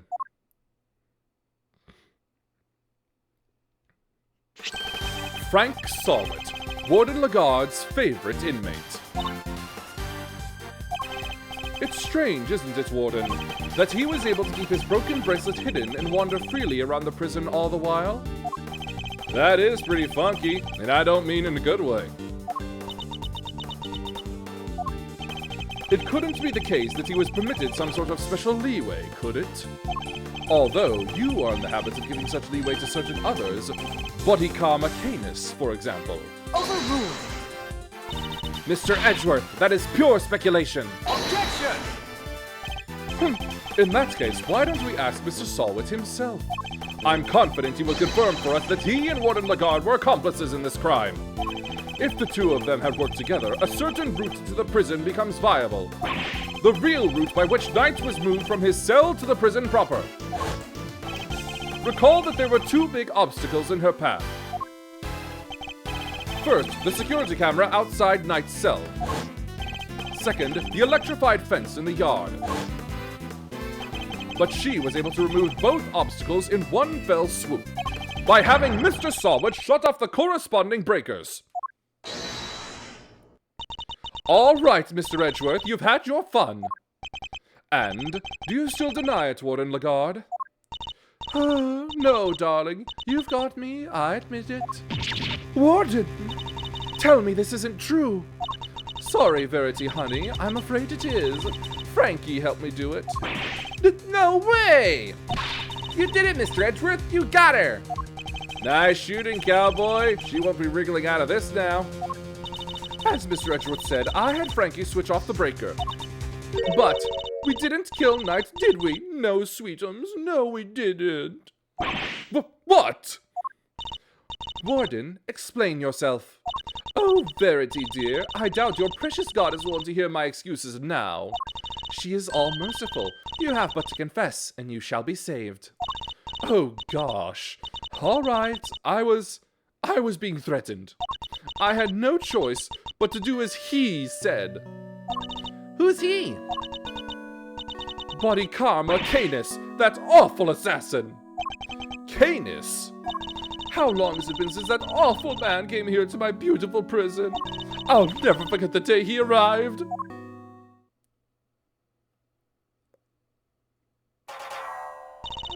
The moment we were alone, he said this to me. You should know that I have other dogs. Dogs not confined to this fine institution. Others? Yes, very loyal dogs. Dogs who will do anything I ask of them. Of course, he wasn't talking about real dogs. He was talking about his very human cronies. And then he said one last thing. I would recommend that you take care in how you treat me during my stay here. I wouldn't want to have to set my dogs on you, or your precious family. I had no choice. I gave him that cell. I gave him everything he asked for. Everything? Wait, is that how he became the fixer? Yes, darling, I obeyed his every command and smuggled in for him all that he wanted. Eventually, I brought dear sweet Frankie into our little conspiracy. He agreed right away, of course, because I made things easier for him too. So you were smuggling in contraband? How exactly? Once a week, late at night, Frankie would shut off the breakers. That allowed me to go from my office into the yard without being seen by the cameras. Then I simply dropped the packages down the well on the prison side and went back through the fence. Each one of them spritzed with a little of my perfume. So that's what that sweet smell was. Yes, it was a signal for Canis' dog. When he picked up the scent, he would fetch the packages and bring them back to his master. We had to make sure Rocco wasn't in his cell at the time, of course. Can't have been easy keeping him from finding out. Oh, we're all very much creatures of habit here at the prison, darling. Everything runs to a schedule. Meals, exercise hours, that sort of thing. We knew when he wasn't there. And that adorable little bear of his freezes with fright at the sight of Canis' dog, poor thing. So there was no risk of him raising the alarm either. She has oversight over everything here at the prison, which made her the perfect mule. With her on his side, Canis couldn't fail. Frankie would sneak out again early in the morning to switch the breakers back on, and our work was done. Apart from fixing the time codes on the cameras, which I would do later when I got the chance. You have shared a great deal, Warden. The Goddess of Justice will surely take your honesty into account. I've been the most dreadful fool. I know I have. I'm supposed to be the one in charge. The day of Knight's murder was also one of our delivery days. And so Frankie, bless his heart, did his usual work with the breakers. But there was no package for me to deliver that day, so I didn't go out into the yard. So that's the secret behind the Fix's system, and why she was... The police have been trying to track down his accomplices for the longest time. Even I've had to lend them a hand myself, you know. Heaven knows how many times I've hauled the secretive scoundrel into my office to talk to me. But no matter what I say or how much evidence I present him with, he simply won't say a word. That's why you were interrogating Mr. Canis over and over. Exactly. I was trying to track down those horrible henchpeople of his. I've borrowed everything the police had on that rotten scoundrel. I watched his every move. I intercepted every letter he wrote. His letters? Then I suppose she must know about his correspondence chess games, too. But no matter what I did, I couldn't turn up any clues as to who his underlings were. Living in fear like this, it's... Oh, you just can't comprehend it. As you have just heard for yourself, Mr. Edgeworth, the words of Warden Lagarde's confession have cleansed her of all suspicion. Surely there is no need to hound her any longer. Has she really been cleared of all suspicion, though? Or is there more about her to uncover? I'm sorry, Your Honor, but this conversation isn't over yet. And I think the Goddess of Justice would agree. So you mean to make her suffer even more than she already has? Unfortunately, her suffering under Mr. Canis does nothing to prove her innocence in Knight's murder. She admitted herself that she knew of and even facilitated the so-called Fixer's delivery route. I believe she used that same route to move Knight's body. And where is your evidence, Mr. Edgeworth? It's in the fact the sweet smell on Knight's body is the exact same scent Warden Lagarde uses to signal a delivery. What do you make of that?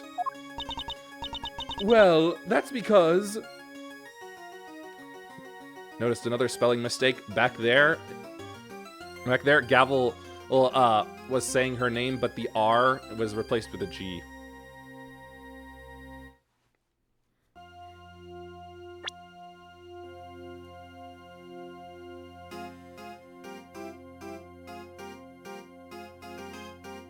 Yep, there it is. Laguagdes. I know, standards for Ace Attorney are really slipping in these years.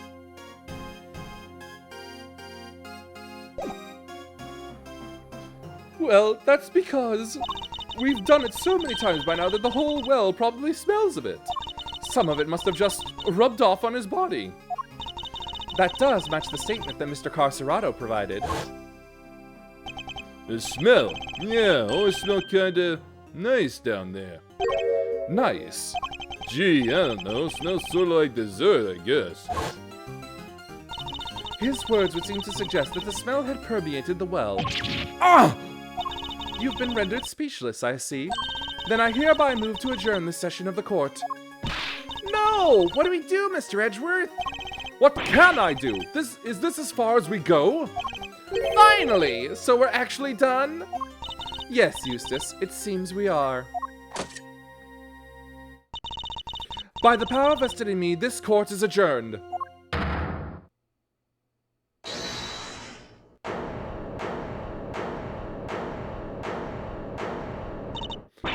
Who was that? Come on, Judge G. Things were just getting good. Fender! Are you objecting to my adjourning this session? No. Would have shouted objection if I wanted to do that. You do you, G. Adjourn, don't adjourn, whatever floats your boat. What are you doing, Mr. Fender? Don't worry about what I'm doing. Let's all just take a chill pill, shall we? By which I mean a square of chocolatey goodness. Anyone? Are you trying to get yourself charged with contempt of court? No, my bad. I just had a quick request to make us all. As Simeon Saint's lawyer, that is. Ah, yes, I'd forgotten that you were his real attorney, Mr. Fender. How could you? You're killing me here. Can you blame us? You've been making Mr. Edgeworth do everything this whole time. Right you are, which is why I figured it's time to put in some work.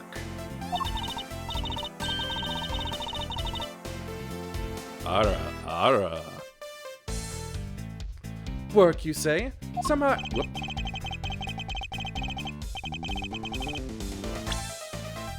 Work. Somehow I don't believe you worked a day in your life. Then let's say this is me doing some prep work for the upcoming trial. Mind if I question the witness? Now, amusing, but what is there left to ask? I've got a feeling in my funny bone that Thief's here has something more to tell us about the killer. Do I? Yes, indeed. See, as a major player on Team Simeon, I can spot a sympathizer when I see one. And you don't think he did it, do you? So tell us, who did?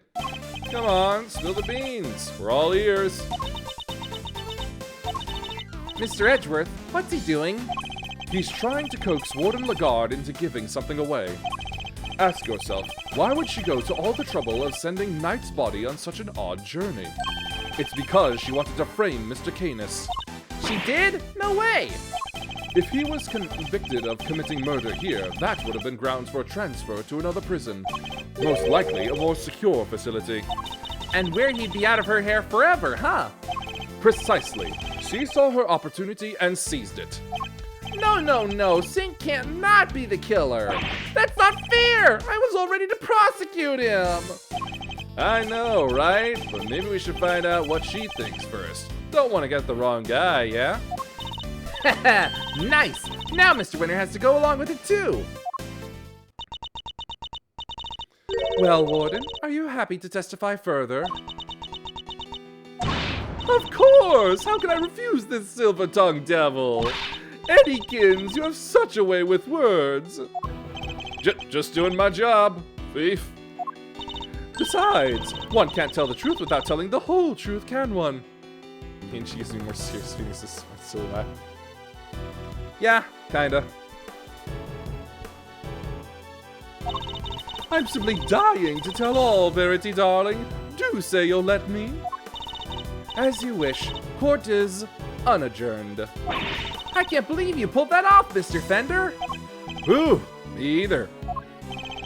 Thank you for the timely intervention.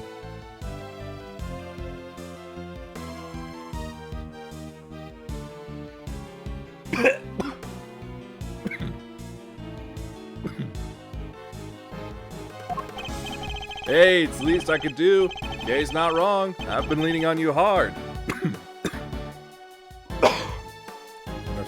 I'm wondering if a little water went down the wrong pipe. And besides, the defense never rests. Am I right? Simeon's depending on us.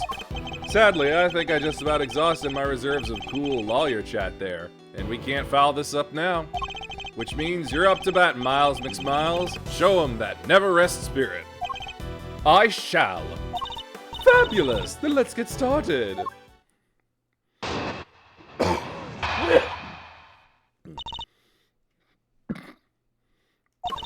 I really don't think anyone could have done it but that dreadful man Canis. There's no telling what went on between him and the victim. Perhaps he simply took a disliking to him. He's certainly the type. But whatever the sordid details, it was him. He stabbed that poor man to death. And then he had his dog dispose of the body. That simply has to be what happened. The victim, Mr. Knight, yes? I did him the most terrible disservice. Yes, you killed him. I suppose you could put it that way. If I weren't such a sorry excuse for a warden, this would never have happened. And that's why I have to clean up this terrible mess. Warden Lagarde, as ever, your honesty is truly to your credit. I am certain Mr. Knight is looking down and weeping tears of gratitude. You've clearly never met Mr. Knight.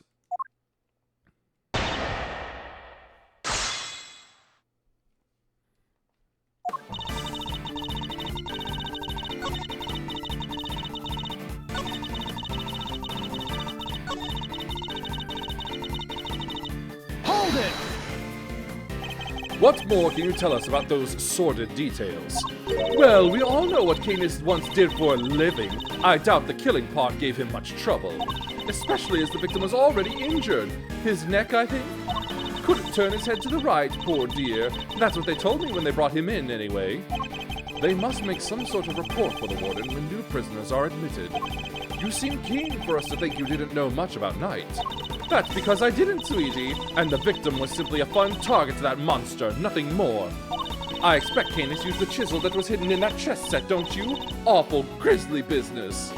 Just imagine, the man probably didn't even have time to cry out. I see. Thank you for your thoughts. They were very helpful. Actually, I'd like to hear about them in a little more detail, if you don't mind. Oh, Mr. Edgeworth, you're making me blush. I could chat with you all day. Oh, don't look so nervous, darling. I'm only teasing. Of course, we can talk about them some more. I expect Canis used the chisel that was hidden in that chess set, don't you? It would have been easy work, that vile assassin.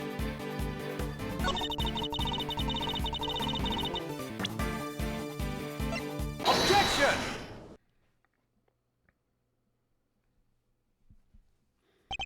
Warden Lagarde, you strike me as being more carefree than the image you project suggests.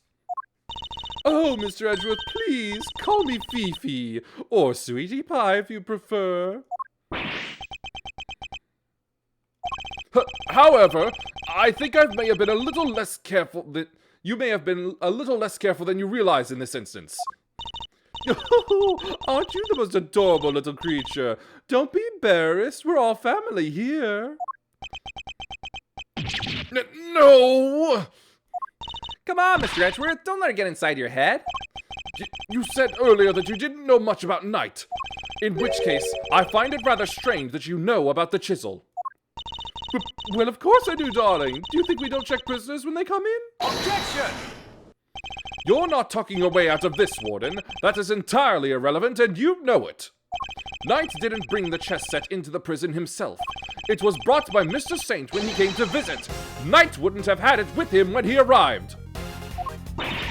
What? I mean, of course that when Mr. Saint came and we... Objection! You checked him? I find that hard to believe, because if you did, that makes your story all the stranger. If you found the chisel, why did you not confiscate it there and then? Judge Gavel, did you tell anyone about the hidden compartment in the chess set? I did not. If no one leaked our findings, then how exactly did you learn about the chisel, Warden Lagarde? Because it certainly couldn't have been when you checked Mr. Knight or Mr. Saint on their arrival. Indeed, such a thing would imply an intentional oversight if it had been found yet let through. Precisely. So, Warden Lagarde, and answer truthfully this time, where and when did you learn about the chess set? If you won't answer, then allow me. All right, darling. There's no need to rub it in. You got me, all right? I question Knight. That was when I learned about the chess set. But please, you have to believe me. I did not kill him. One moment, Warden. This is a significant development. The court requests that you make a detailed statement on the record. Any objections, Mr. Edgeworth? None, Your Honor. Thank you, darlings. I'll clear up this awful misunderstanding, I promise. Very well. Go ahead, Warden Lagarde, and please, tell the truth this time. Her lies are starting to wear thin. This is my chance to expose her.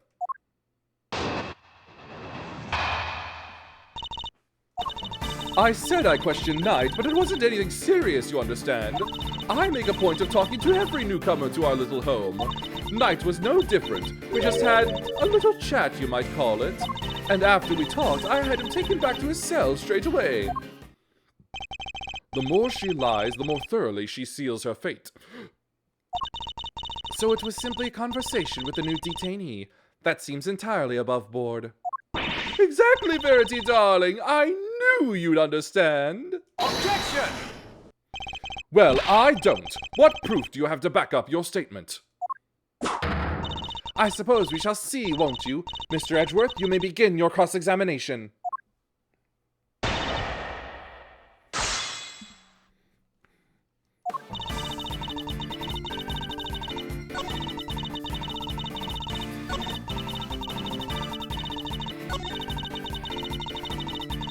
Hold it!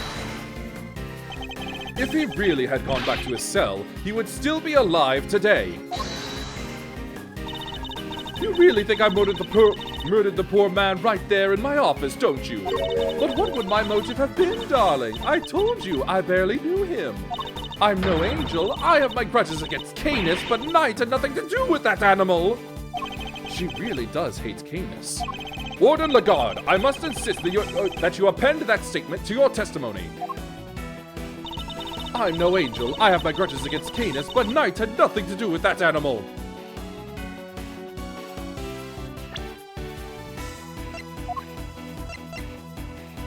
Objection!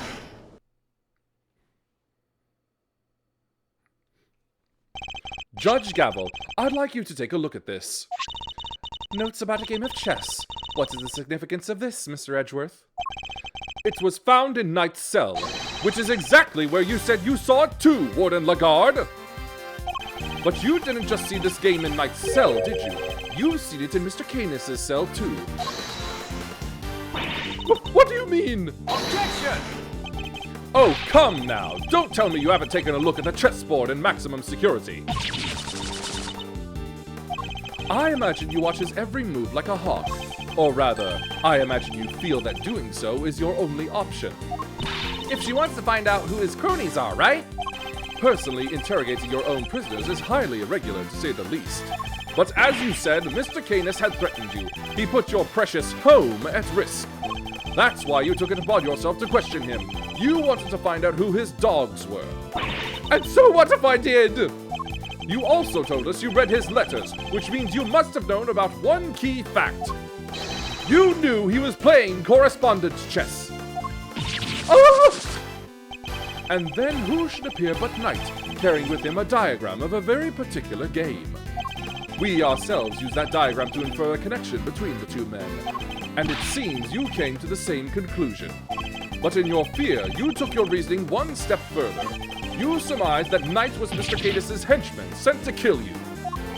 Which is the real reason she had that chat with the Bronxster. If his boss wouldn't crack, maybe he would. And when you questioned Knight, you made another discovery. For there inside his chess set, you found a hidden chisel. The murder weapon itself! As far as you were concerned, that chisel meant one thing, Canis.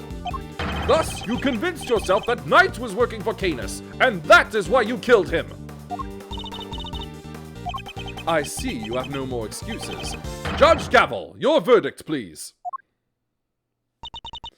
Much as it grieves me, there would appear to be little room for doubt. I hereby give my verdict. Bronco Knight was murdered in the name of the goddess of justice. Who is it this time?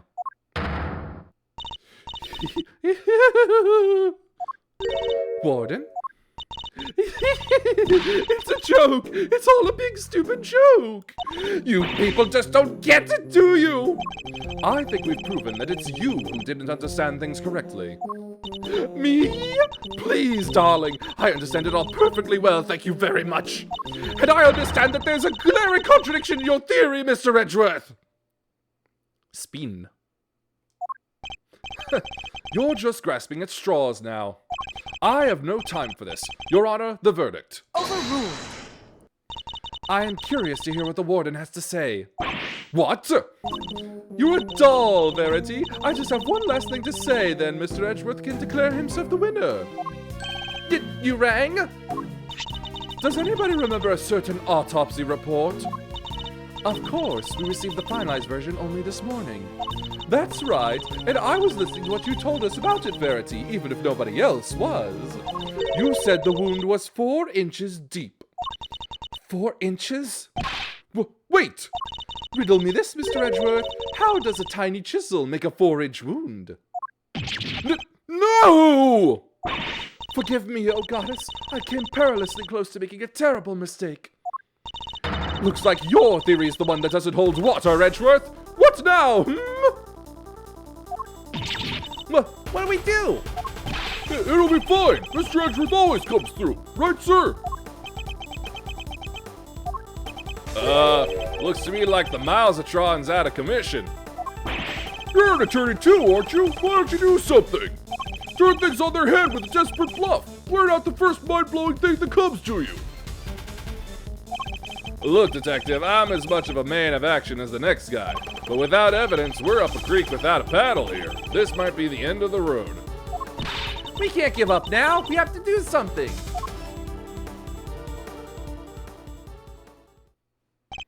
I'm certain that Warden Lagarde is the killer. It's the only, explanation that fits the facts of the case. But if the chisel wasn't the murder weapon, what other bladed weapon is there here in this facility? It seems we still do not have all the answers, nor the evidence to provide those answers. Alas, we must wait until the trial to see this matter resolved, I'm afraid. Objection! Ah, come on, G. You're just giving the killer a chance to destroy the evidence. Overruled! Are you calling the judicial process into question, Mr. Fender? Yep. Nope, not me. I tried, Miles. Any bright ideas? What is the real murder weapon, since it's clearly not the chisel? Confound it! This question throws everything we've deduced out the window! Nothing to add, Mr. Edgeworth. Allow me to remind you that claims not supported by sufficient evidence are subject to the harshest penalties.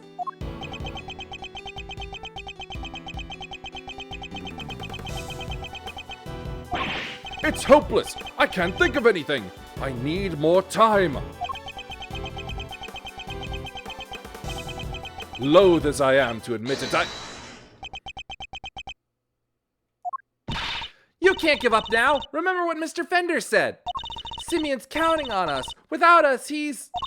Remember how upset he was? He was devastated.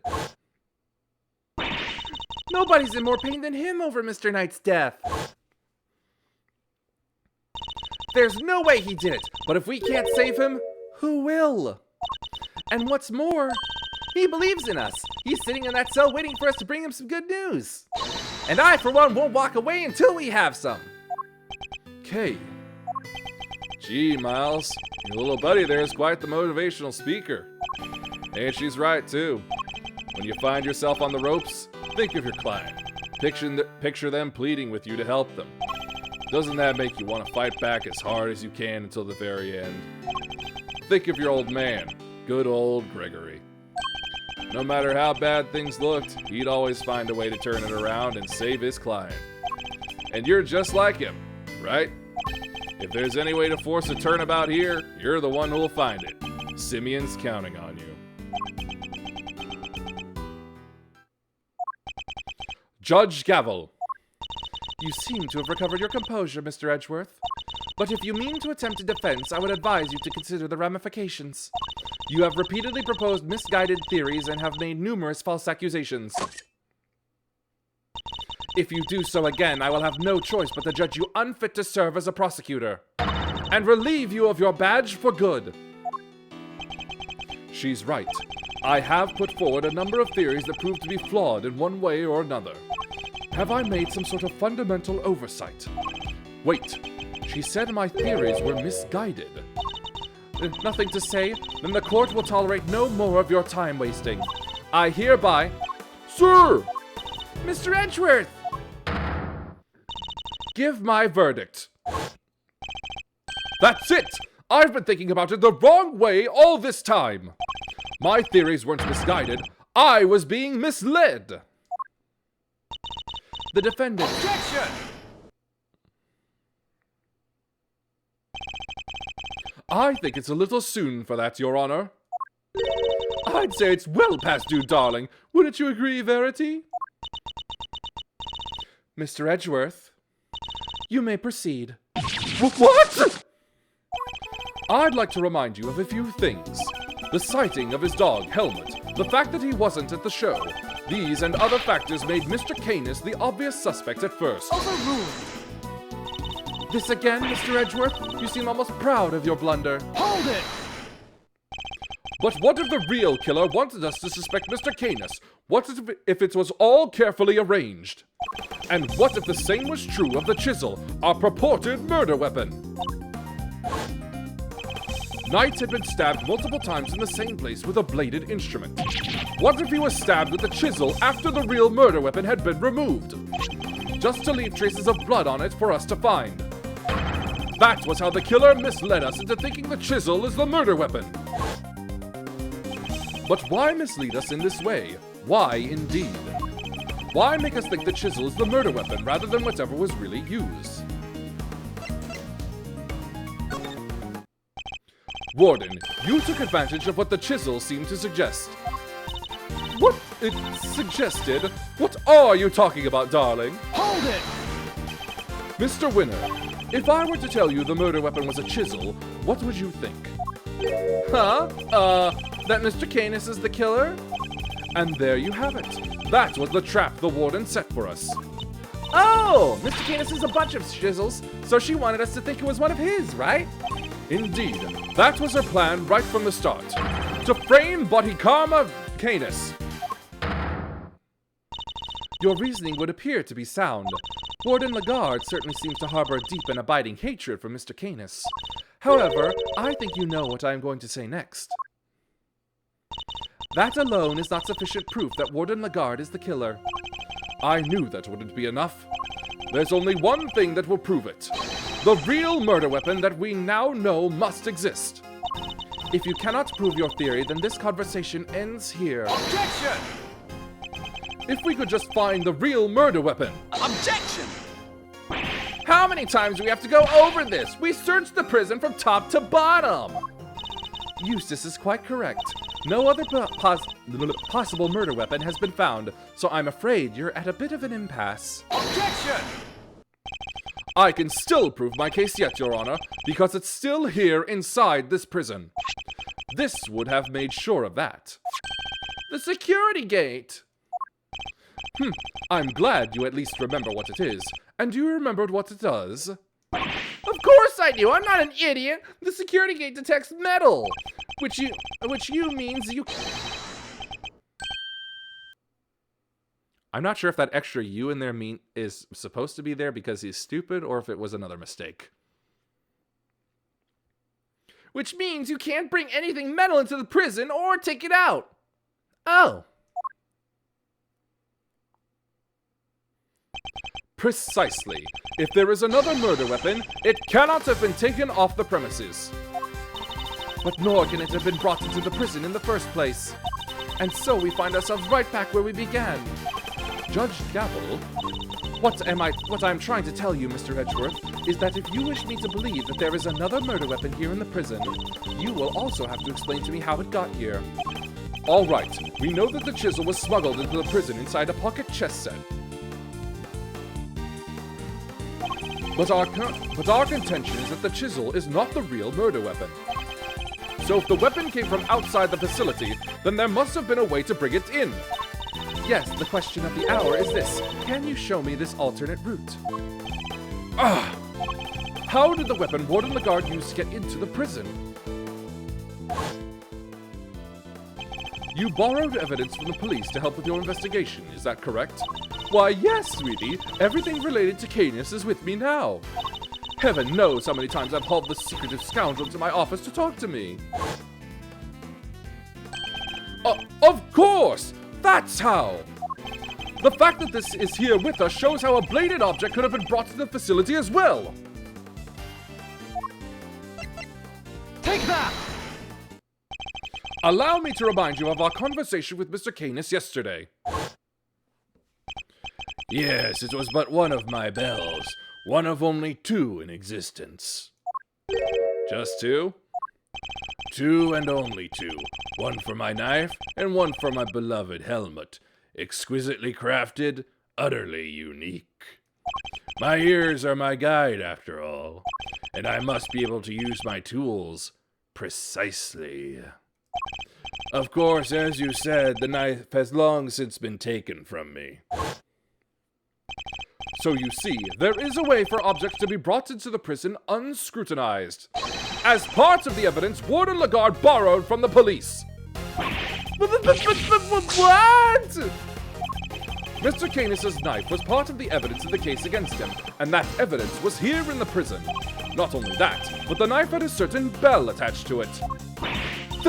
The bell that was attached to the chisel. Correct. The killer took the bell from the knife and attached it to the chisel. Haha.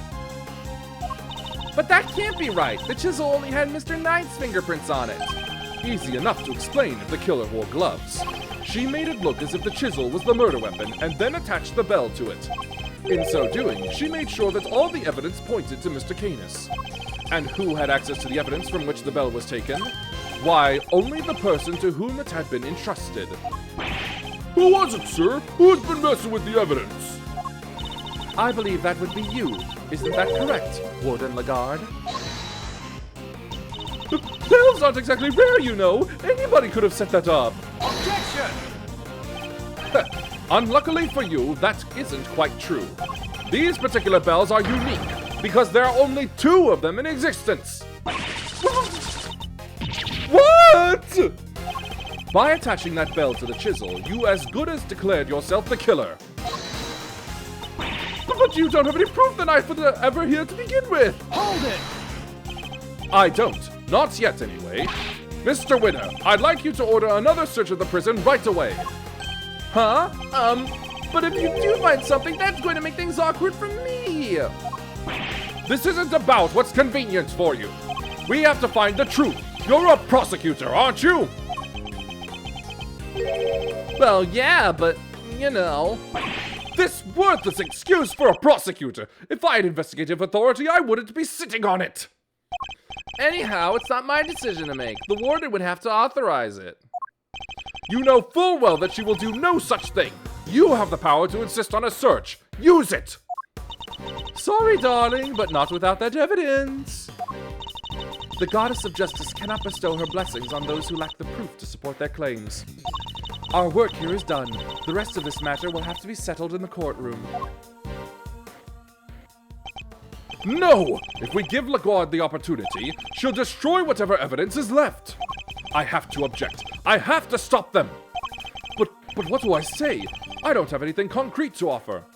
What am I thinking? I'm never this reckless. No, I can't back down now. I've got to put everything on the line. I'm not a prosecutor right now. I'm an associate attorney with a client to defend. Only I can save Mr. Saint, and that means... even if my chances are 1,000,000 to 1, it's still worth a shot. It's now or never. Should I object? I suppose this must be how a certain serial bluffer always feels. Regardless, I cannot walk away. Objection! Wait, Your Honor!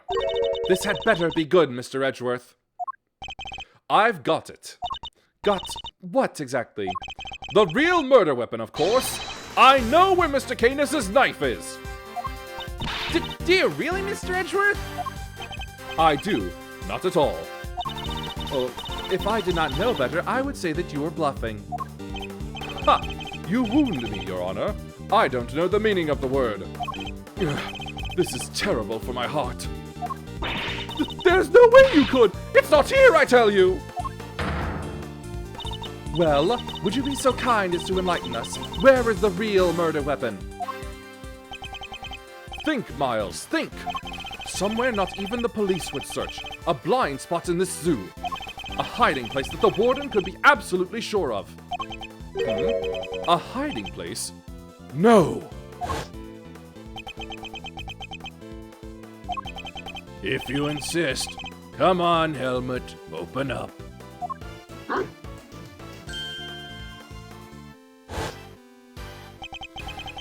Did she use the same trick? No! That's ridiculous! Isn't it? But the more I think about it, how many foolproof ways to evade detection could there be? Mr. Edgeworth, how long do you intend to keep us waiting? There's the faintest possibility I'm right, but if I'm wrong, we stand to lose everything. Your Honor, this is where the real murder weapon is hidden. Take that! Here? In the yard? Indeed. I don't believe I understand. Would you care to explain a little more? Where exactly is the real murder weapon hidden? Take that! Of course! That's what it must have been! Huh? What's the matter, detective? It's the metal detector, sir. It's, reacting to the alligator. What? How? The metal detector was reacting to something inside her after all. Your Honor, I'd like to remind you of this piece of evidence. The chisel? Didn't we just figure out that that isn't the murder weapon? You might recall that Mr. Canis hid this chisel in his dog's mouth. Would you believe that the real murder weapon was hidden in much the same way? That's right! The murder weapon is hidden inside the alligator in that pond over there! What? No way! We detected the presence of a metallic object during our earlier investigation. Judge Gavel, we need to know what's inside that alligator. Understood. Then we will need to summon a veterinarian. I'm sure I could get the little sweetie to open up for us. I'd be happy to give it a try. Please, by all means.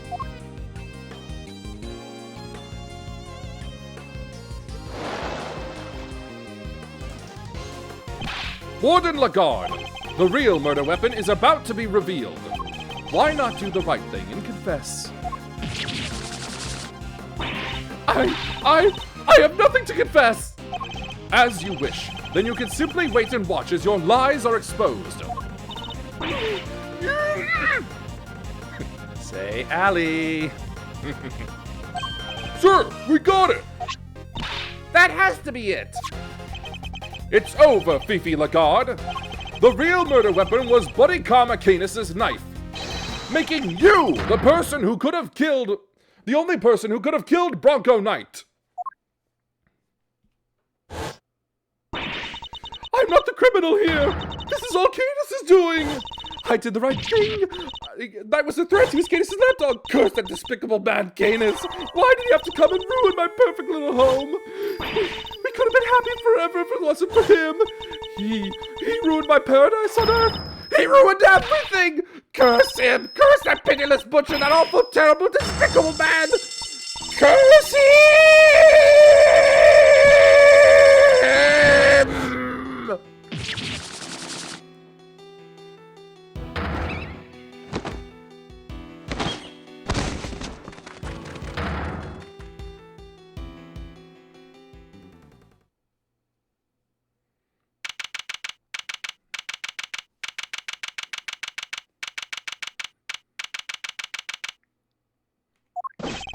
Prosecutor Thwinner, sir. The test results have just come back.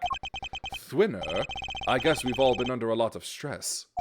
Traces of Bronco Knight's blood were found on Mr. Canis' knife. It's just like you said, sir. Congratulations on a stunning victory. Thank you, officer. Excellent work. You can continue complimenting me if you like. Yes, sir. Thwinner wins again. I think I'm welling up a little. With rage? Excellent work, Eustace. Just a few loose ends to tie up and we're done. Huh? What are you talking about? I just solved the case, didn't I? We have yet to confirm whether or not Knight really was working for Mr. Canis. It will be vital to know if Warden Lagarde was simply jumping to conclusions on that front. Huh? Huh?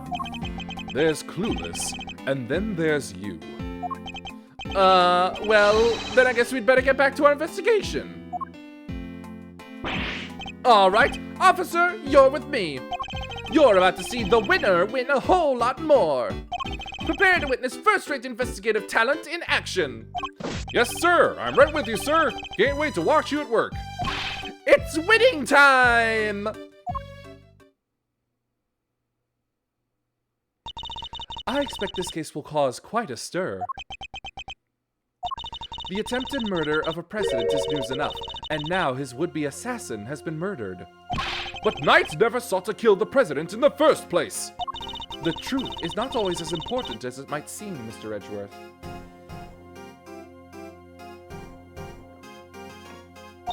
in the eyes of both society and the law. How can you even say that? You do not have to believe me. However, as a prosecutor, Mr. Edgeworth is obliged to accept that this is the reality of the world he operates in. Being a prosecutor is about more than proving people guilty. That's what I believe. We are all free to believe as we choose, but the law is not to be toyed with for our own personal goals. If you refuse to accept this, then you must prepare to suffer the consequences. What does that even mean? Wait, you're not gonna take his... I'm afraid I must be going now. Farewell, Mr. Edgeworth.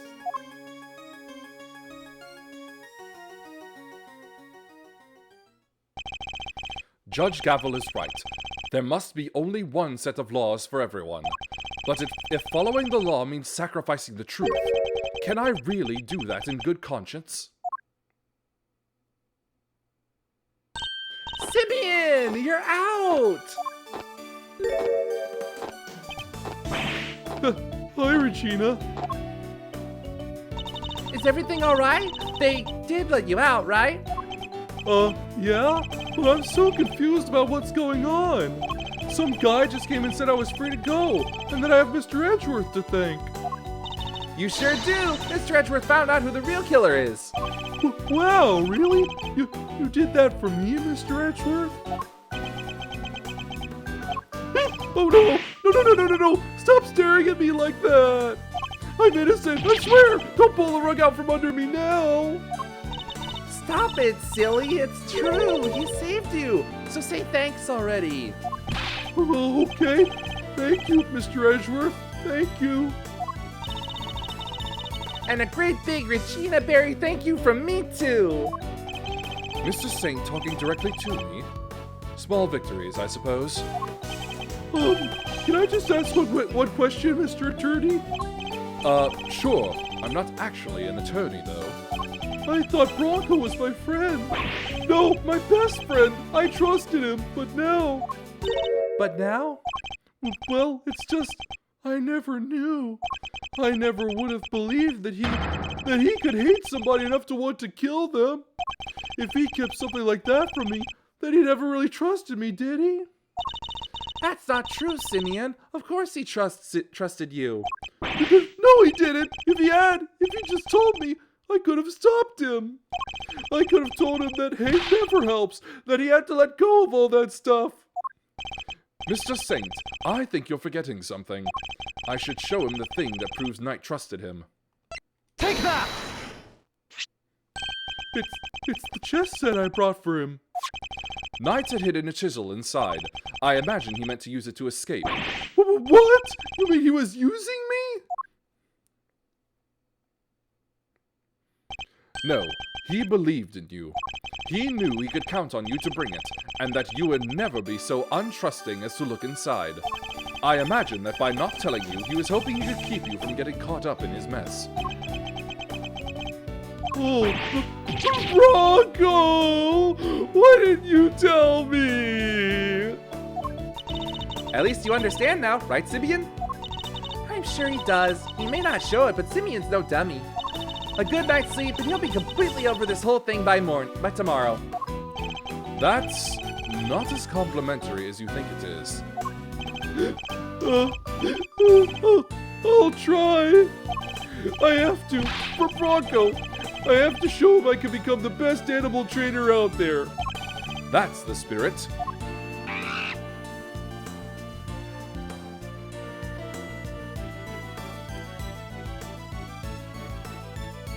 Oh, I almost forgot. We're doing a new show soon. I'd love if you could come, Mr. Edgeworth.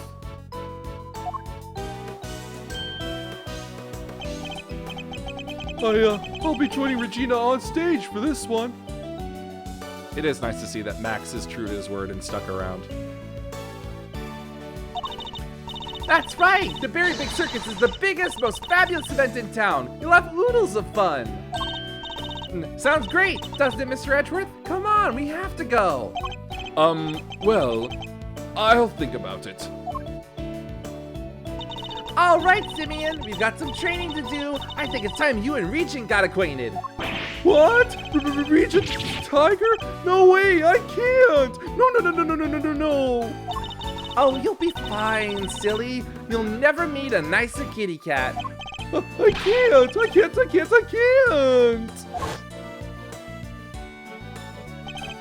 Please, Regina, I didn't think but that! Please! Another satisfied customer.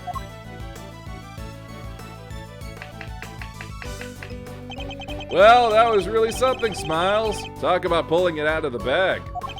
I couldn't have done it without you, Fender. Without your timely intervention, she would have gotten away. Besides, I have you to thank for even being able to investigate the case in the first place. Oh, stop it. Pat me on the back any harder and you're gonna make me blush. Or topple over. I suppose it would be asking too much for you to take this seriously. Seriously? Miles, my friend, I'm always serious. Anyway, how does it feel to save an innocent client? That's what it means to be an attorney, after all. To be an attorney. Gotta say, I had a blast. Reminded me of the good old days. Like Gregory was standing there right beside me.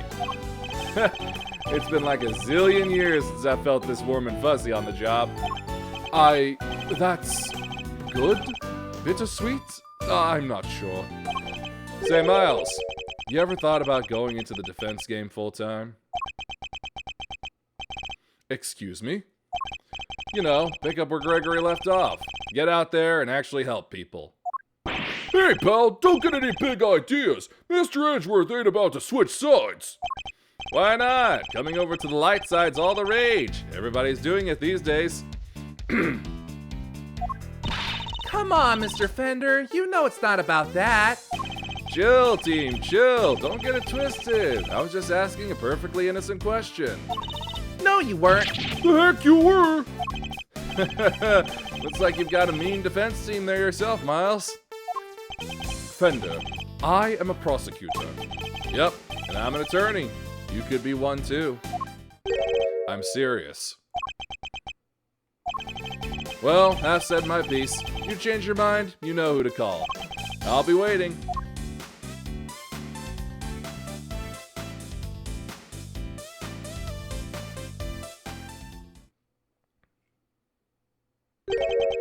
Follow in my father's footsteps. Could I really do such a thing? I'm going to become a defense attorney, just like my dad.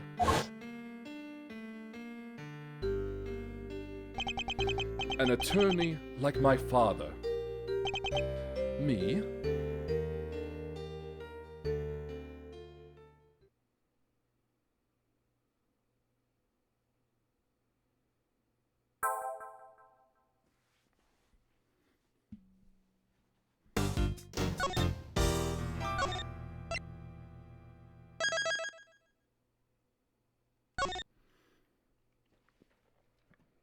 Alright, that was actually way longer than I thought. Ooh. My throat. I don't think I'll be speaking all that much tomorrow.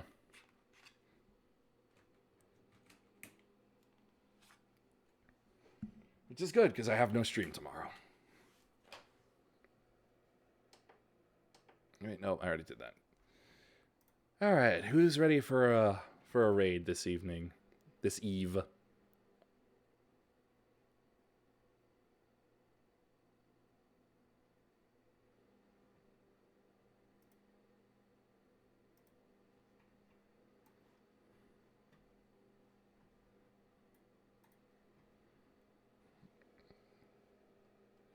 Hold on a moment. This is being stupid. Alright, fine. Just stay up for now. Okay.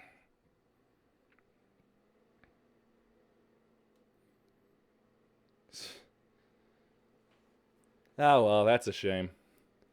Let's see. Yeah, this is actually where, as far as I normally go, but my Ace Attorney streams usually go shorter because of my voice, but I really wanted to push through. To Lum. She's doing an FF14 Alliance raid at the moment, so why not? She's gonna need luck with that.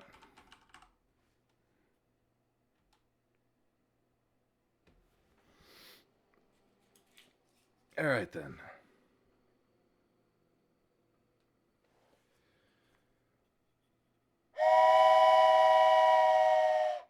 We've arrived at our destination. Please watch your step as you disembark. Please follow if you liked. Thanks for watching. Peace be with you, and may the forces of evil be confused on the way to your home. Bye.